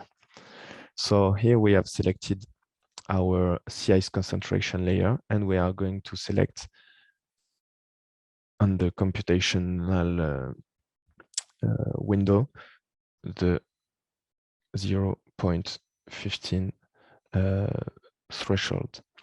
Here you just have to select an output name. So here we are going to select sea ice extent. Click on Save on a GeoTIFF format. And now you can click on OK. So here we have selected values of sea ice concentration higher than 15%. And so the resulting value is a layer with the resulting layer is a raster layer with values of 1 for values of sea ice concentration higher than 15%, and for 0 for sea ice concentration below this threshold of 15%.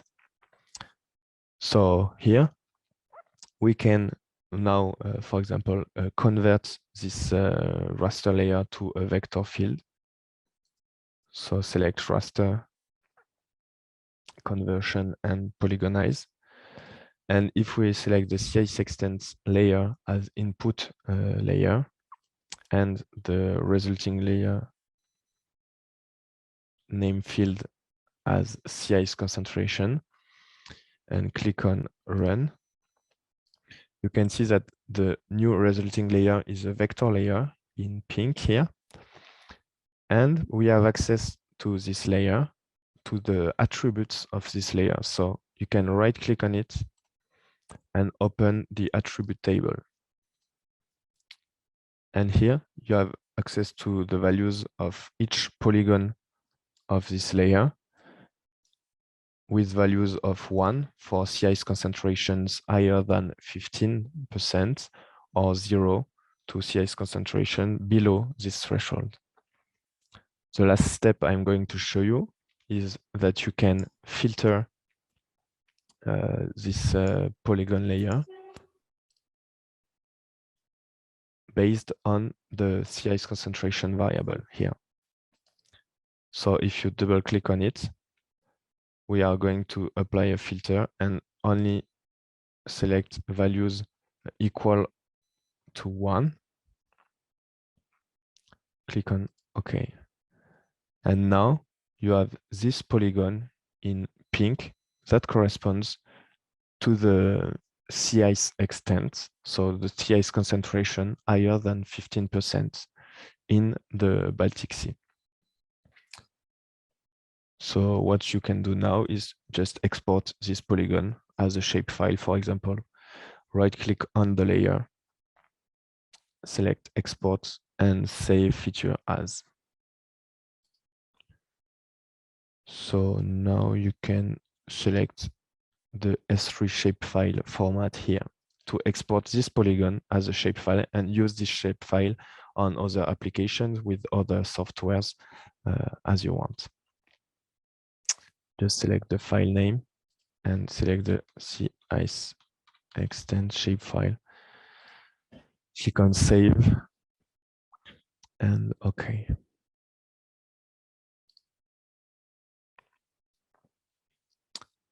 So here we have seen how to import chlorophyll concentration from the Copernicus Marine Service on QGIS, or to deal with the shapefile polygon to extract some informations and variables. We have seen how to see vector fields using the NetCDF QGIS plugin for the QGIS software. And on this last step, we have seen how to display sea ice concentration variables, filter them based on a threshold, and to export resulting layers as polygons. So I don't know, Aurélien, if I should follow my presentation on the second training exercise, or if there are some questions on this first one. For now, I think that the questions are mostly related to the use of QGIS in general. So I think you can go on, and we'll have all the questions at the end. Okay.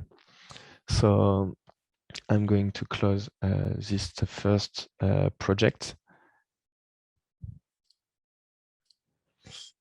And now we are back in QGIS to another project. This one is more for an advanced audience because it uses some functions, more advanced functions.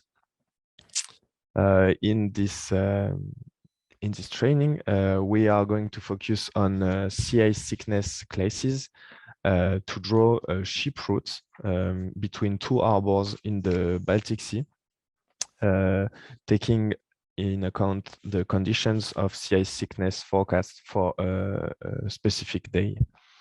So the objective of these trainings is to use a GIS software, QGIS, and the NetCDF2 GIS plugin to use Copernicus Marine Service data of forecasts of sea ice and concentration and sea ice thickness, and create maps of sea ice thickness using the variables of the Copernicus Marine Service, and estimate the forecasts of the sea ice thickness along a ship route.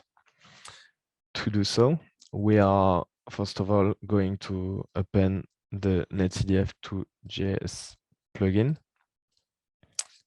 and import the data corresponding to the sea ice thickness in the Baltic Sea. So here we are going to use a forecast model, a forecast physical model from the Copernicus Marine Service with the same resolution of 2 kilometers between the February 27th and the 4th of March 2022. This NetCDF file has two variables. We have downloaded it on the Copernicus Marine Service platform, and there are some examples on how to download this data on the user manual available on the Copernicus Marine platform. This new NetCDF file has two variables, so sea ice concentration here and sea ice thickness. And we are going to focus on sea ice thickness for this exercise. First of all, we are going to import the sea ice thicknesses on the first week of March. So right-click on the sea ice thickness variable and select Add Layers. Here, as we did before, we can select all the time frames of sea ice thickness between the 27th and the 4th of March 2022. Click on Add and Close. As you can see, all the new layers have been added to the project here. What we can do first is to change the representation of each layer. To do so, we are going to open the properties of this layer. So double click on the layer or right click on it and open properties. And here we are going to first change the minimum value to 0 and the maximum value to 90 centimeters, because we are dealing with thickness of ice and not concentrations. So these are in meters, so 0.90 correspond to 90 centimeters. Just remind to invert the color ramp to have blue values to low thickness and red values to higher thickness of sea ice. Once it is done, click on Apply and OK. So now we are just going to copy this style and apply it to the other layers. Right click on the other layers and paste style. So first we can zoom on this region and see how the sea ice thickness evolves during this first week of March 2022. So here we can see that the sea ice is increasing. The sea ice thickness is increasing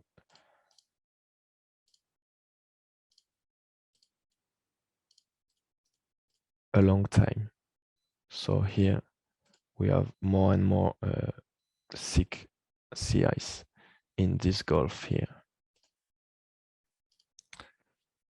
Now we are going to use a useful function to classify this sea ice thickness into bins in order to make some classes of sea ice, because this is something that is done in the maritime economy, for example, for insurances, for exploitations in Nordic areas. Some boats are categorized by sea ice thickness classes that they can break.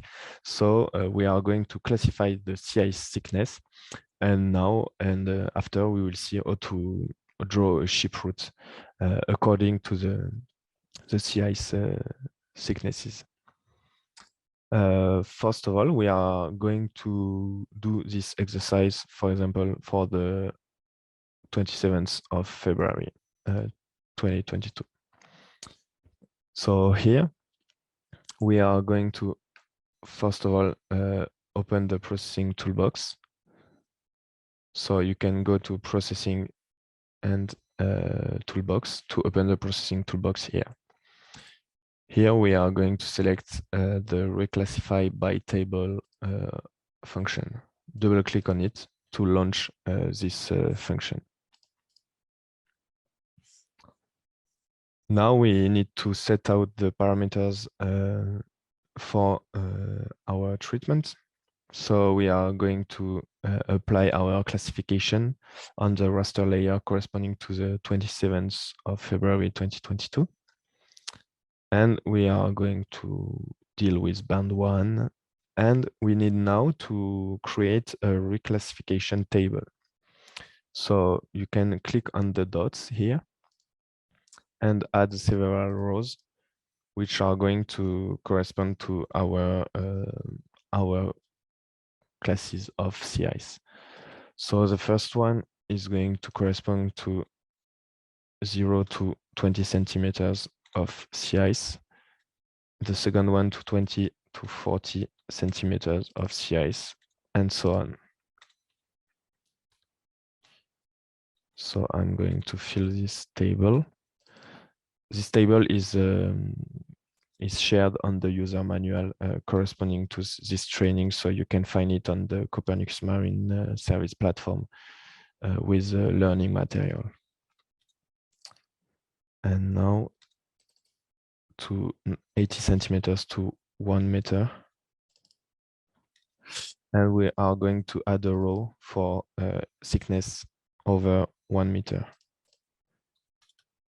which is cool. Now we have done the classification table, and we can click on OK to save it. We are going to use this classification table to classify the values of the sea ice thickness layer here. You can click on Run and close.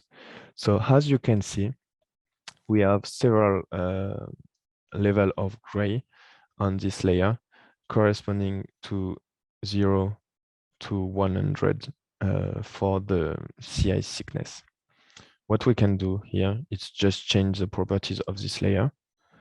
For example, we can select a render type of single band pseudocolor and select a minimum value of 0 and the maximum value of 100 centimeters, and invert the color ramp from blue to red. If you apply this function, here you have classes of sea ice thickness here. Now we are going to, in order to make some more advanced operations, we are going to convert this raster layer into polygons. To do so, we are going to raster conversion and polygonize as we did before. Here we can select the polygonize function, and we are going to polygonize this raster layer with classified sea ice thickness. Here we are going to create a new field for the polygon layer resulting of this operation. CI thickness. And here in vectorize, you can select an output name for this layer. For example, CI's polygon here. Now you can click on run and close. So it didn't work, so you can just do it again, sorry. Raster, conversion, polygonize, reclassified, select the field CI thickness and save to a temporal file, CSIC polygon.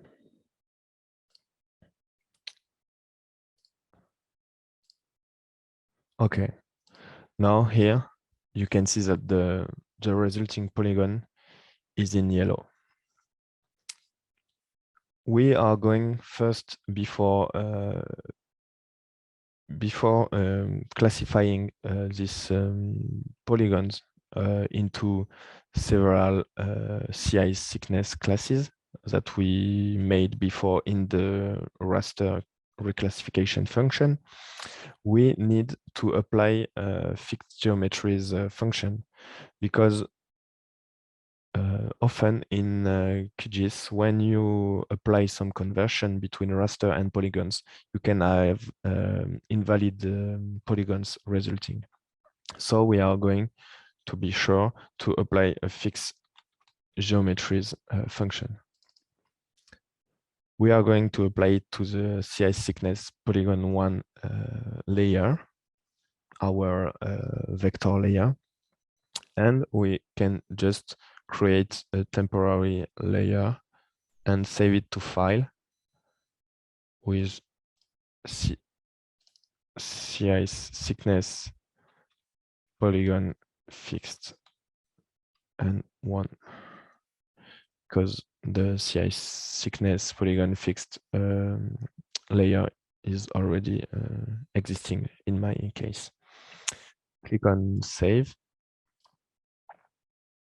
and then you can click on run. Okay, there is a mistake, I don't know why. So you can just change the parameters. So we want to, here we can just select create temporary layer. It's just going to not save this layer, but we can export it after all. Click on run, and now it has worked.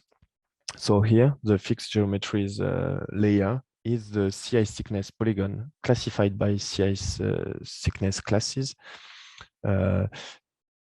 with fixed geometries. So here we have only valid polygons. So there are no problems of intersections or superpositions of any polygons. Now we are going to apply some fusion of our polygons, because if you can see here, if you take the information tool here and click on several polygons, you can see that the CI thickness here is 0. But if we go here on those polygons, we have some polygons with values of 60 centimeters, 40 centimeters, here 20 centimeters, 80 centimeters, and so on. And what we want to do is just to merge all the polygons with the same CI thickness together. So this function we are going to use is useful to merge all polygons of CI thickness of 20 centimeters together, and so on for 40 centimeters and 60 centimeters and so on. Then we will have some polygons, one polygon for each category, and we will see when we draw our ship route when we are crossing 20 centimeters sea ice and so on. To do so, we need to go to vector and select geoprocessing tools and select the dissolve function. Here, we are going to use the fixed geometries layer as input, which is sea ice thickness polygon corrected with valid polygons. And we just need to select some fields to dissolve the polygons on, to merge the polygon on. So we are going to select the sea ice thickness field we have created before. Here we just check the sea ice thickness variable, click on OK, and we can just run this function and close it. Now, if we select the information tool again and select one polygon, here the polygon corresponding to the class of 40 centimeters sea ice thickness, we can see that all the polygons of 40 centimeter thickness are merged on one entity. So that's what we wanted to do. So we can go back on our project. And now we are just going to change the symbology of this layer to have a representation corresponding to the classes we made before. So to do so, right click on this layer and go to properties.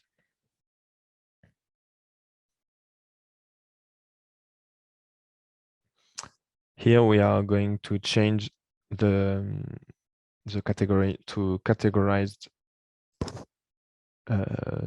symbology. We are going to select the values of sea ice thickness. And here you just have to click on classify to find back the values and classes you have made at the beginning of this exercise with sea ice thickness classes. Now we just are going to change the color of these classes to have something more relevant. We are going to select the red color ramp, and just for the first class of sea ice thickness equal to 0 centimeters, so no ice, we are going to change the color to transparent. So double click on the color here, and on the resulting panel, select the color and drag opacity to 0%. Click on OK, OK. And now you can click on apply and OK. Here, if you deactivate the polygons behind, you can see that you have your sea ice thickness classes from 0 with transparent color, 20 centimeters, 40 centimeters, 60 centimeters, 80 centimeters, and 1 meter of sea ice thickness here. Once it is done, we can now draw our ship route, trying to avoid the thickest sea ice categories. To do so, we are going to import a vector layer, a shapefile containing information on the harbors around the world and around the Baltic Sea, which is a data from the World Port Index, which is a global database which provides harbor locations and additional informations around the world.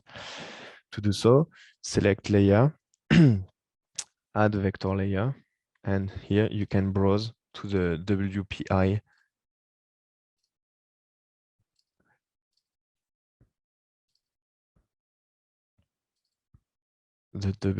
shapefile here from the World Port Index. Select the shapefile and open it, click on add and close. So here you can see that there is one dot corresponding to each harbor along the Baltic Sea. We are just going to change the style of this layer. Open properties.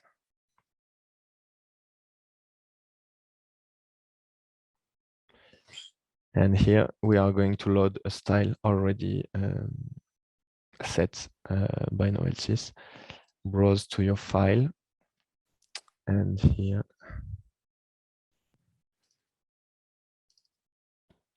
we can find the WPI style size.qml style file.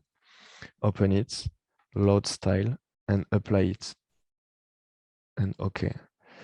So now you can see that you have all the harbors of the Baltic Sea with dots with size corresponding to the size of the harbors around the Baltic Sea.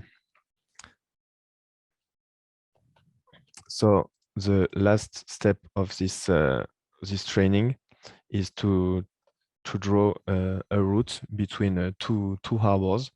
For example, from the Kaskinen harbor here to the Luleå harbor here in Sweden. To do so, we need to create a new layer, a shapefile layer, where we are going to add dots of our ship routes. So click on layer and add a create layer, and a new shapefile layer. You can just rename it ship routes, for example, in a shapefile format. And now the geometry type of this new layer is points. You can click on OK. Now you just need to toggle to editing mode on this layer, clicking on the pen icon here. And we are going to use the option here to add point feature. So click on this feature here. And we are going to start from Kaskinen here with the first dot of our ship route. We are going straight to the left here. Now we are avoiding sea ice. Here we are going to select a step of our ship route on the 20 centimeters sea ice class until we can here, avoiding other classes, and until here, for example. And now we just need to cross 40 centimeters and 60 centimeters sea ice thickness classes to go to Luleå. That's the last point of our route. So now we just save the modification to this shapefile, clicking again on the pen icon, click on save. The last function is to add geometric information to this new layer. So you open the processing toolbox again, and here you can look for the add geometry attributes function here. Double click on it to launch it. And we are going to add longitude and latitude information to this ship route. So we are going to select the input layer here, click on run and close. So now if we go back to this layer, we can just quickly change this representation. Double click on it to open properties. We are going to select this effect drop shadow to clearly see our route. Click on apply and OK. So here you have the steps of your route. And now we are, if you go to the attributes of this layer, right click on it and open the attribute table, you can see all the steps of your route with X coordinates and Y coordinates corresponding to longitude and latitude. The last step of this training is to export the steps of your ship route avoiding sea ice, high sea ice thickness. Right click on this layer, select export, save feature as, and here you can export this this layer, for example, with a CSV format. Then you will have the opportunity to deal with this data with other softwares as Python or something else. So select the CSV format, select a file name, for example, ship route coordinates, save, and click on OK to export this ship route coordinates. So we have seen how to deal with the CI sickness and to create and draw a safe ship route, avoiding highest CI sickness in the Baltic Sea. So you can do this type of exercise with a lot of information and on other locations on the Arctic or on the Baltic Sea. So if you have any question on these exercises and on QGIS, don't hesitate to ask. And Aurelia, I'm done. Thank you very much, Etienne. I will just add something. You have recorded a special video for the advanced level tutorial that you just run through, even if it was quite complete. And you will have it available on the Padlet, and you will have the replay of this session for the beginner tutorial. So I'll take back the slides so that we will have a small interaction with the Q&A.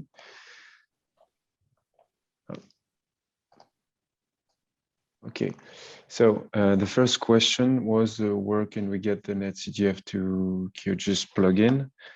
So I will send it once again in the chat so that it's clear for everyone. The second question was maybe a bit technical. I tried to work simultaneously with QGIS, but Connect is not active. Is there a pre-procedure I have to do, installing plugin, etc.? So if you want to install the NetCDF 2GIS plugin or to connect to MapServer demo, for example, there are explanations on the user manual which are provided on the Padlet, I think, yes, with all the information and all the data needed for these trainings. So you can follow the tutorial document and the tutorial video for more information. Yes, and I think there is something that can answer some questions that are here. There is a specific installation of QGIS that is needed through OSGeo. And with the link I have just sent, you have the tutorial on how to install QGIS with the right installer so that the plugin works. So I think the question I got this error while trying to install the plugin, I couldn't load plugin NetCDF to QGIS. Is due to the wrong install of QGIS. Am I right, Etienne? Yes, yes. The plugin needs a special installation of QGIS. Now it's more simple than before because all the new installations of QGIS are done with OSGeo for Wind method. But maybe you should reset your QGIS on your computer and make sure you have only one version of QGIS to make it right. Okay. And then is it possible to visualize the average of several dates by QGIS, for example, in the case of sea ice concentration? So to visualize the average of several dates, you can do the computation of this average using the raster calculator once all the layers are imported in your QGIS project. And that's the subject of new training on the beginning of April on the Arctic region. So if you are interested in, just mark the date. Yeah, I have a slide at the end to introduce this, so that's a good transition. Is it possible to see long and lat grid lines? Yes, I think there are some options of visualization to add those grid lines. I need to check, but I will answer it on the Padlet. Just time to check it. Okay, thank you. For this still actual, how or if CMEMS data can be used with ArcGIS soft. Do you know anything about it, Etienne? I'm not using ArcGIS because of because we are using QGIS, which is a free software, and but I think you can use CMEMS data with ArcGIS, but you will not benefit from the NetCDF 2GIS plugin, which have been developed only for QGIS. Yes, and you won't benefit from all the tutorials also. Yeah. Okay, so that's a question while you were beginning with the sea ice data and the beginner tutorial. If I remember well, you have the max value of 90. How do you transform the max IC value to the value of 90? It is not clear. I think it's dealing with the sea ice thickness, or The max value of 90, what can be I think the percentage? The sea ice thickness is in meters. So Okay. for example, the 0.90 meter value is corresponding to 90 centimeters. And when we are applying the reclassification tool, we are converting the classes from 0. to 0.20 centimeters to the value 20 centimeters in the last column of the reclassification table. So that's the method to convert meters to centimeters. Okay, so if the participant that asked this question is still here and needs some clarification, you can go directly to the Zoom chat. I have the window open here, so I will see it. If Etienne has not answered, you can make some. You can give us some details. So for information, where can we get the individual country of Baltic Sea economical shapefile, please?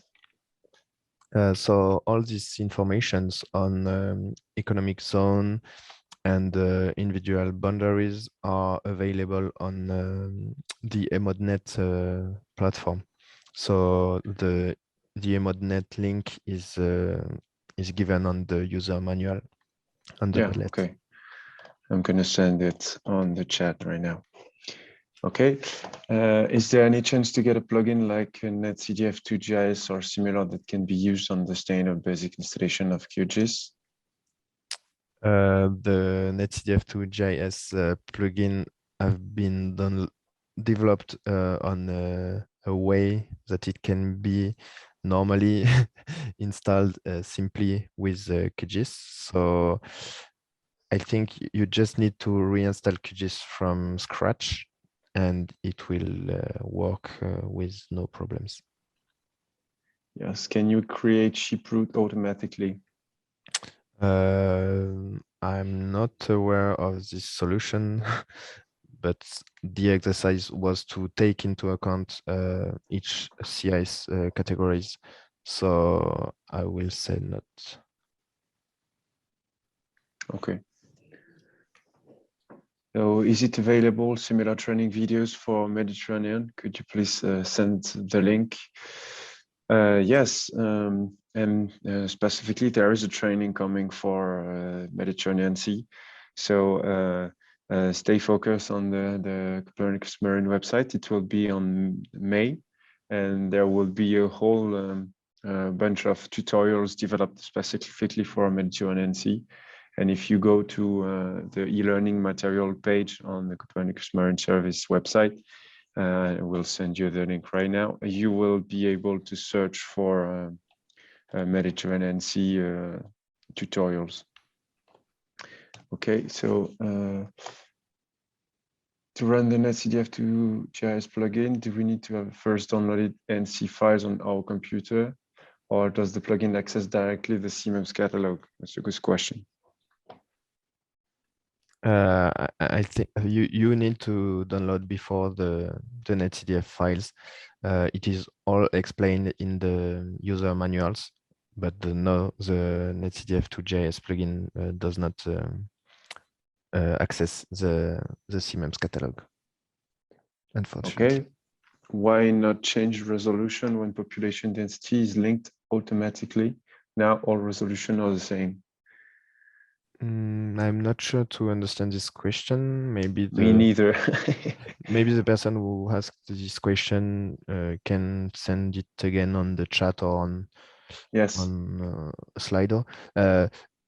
According to the resolution, maybe of the size of the dots for each arbor, the size is proportional to the to the size of each harbor, the number of ships on a year or anything, not to the population density.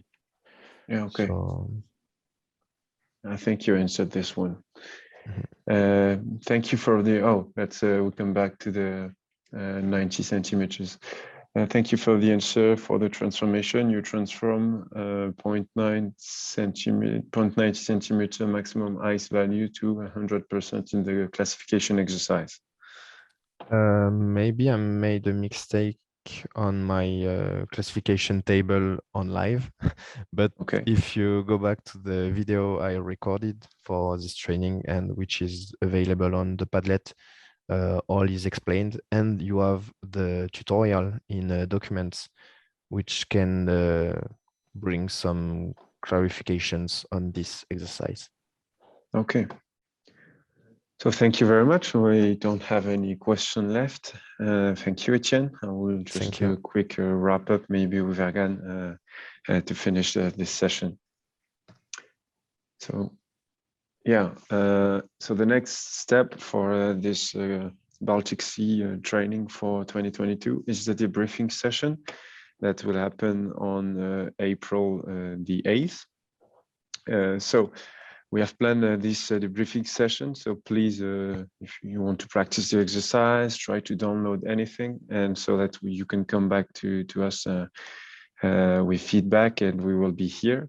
So the first hour will be dedicated to the product experts. So you will have a breakout room for model products, one for in-situ products, and Johanna Linders will be here. You will have a breakout room also for satellite products. And a fourth breakout room will be dedicated to user support. If you have had any issue trying to download the data to access the website, etc.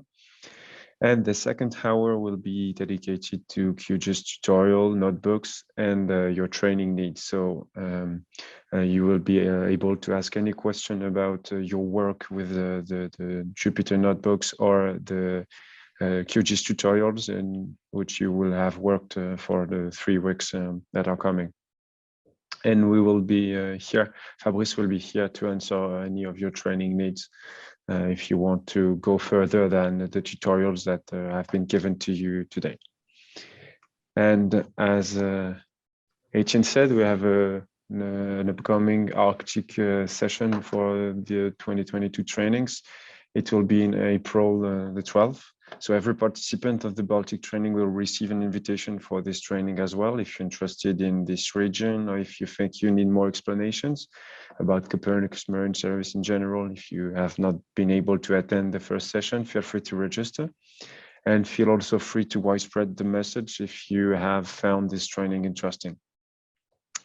And the last point, so that we can end not in technical stuff, I just have a slide to show you where are you from. So good news, you're mainly from Baltic Sea, and that's something natural for the Baltic Sea training, but you're also from the other part of Europe, and some of you have pinned their location in Africa and even in Asia.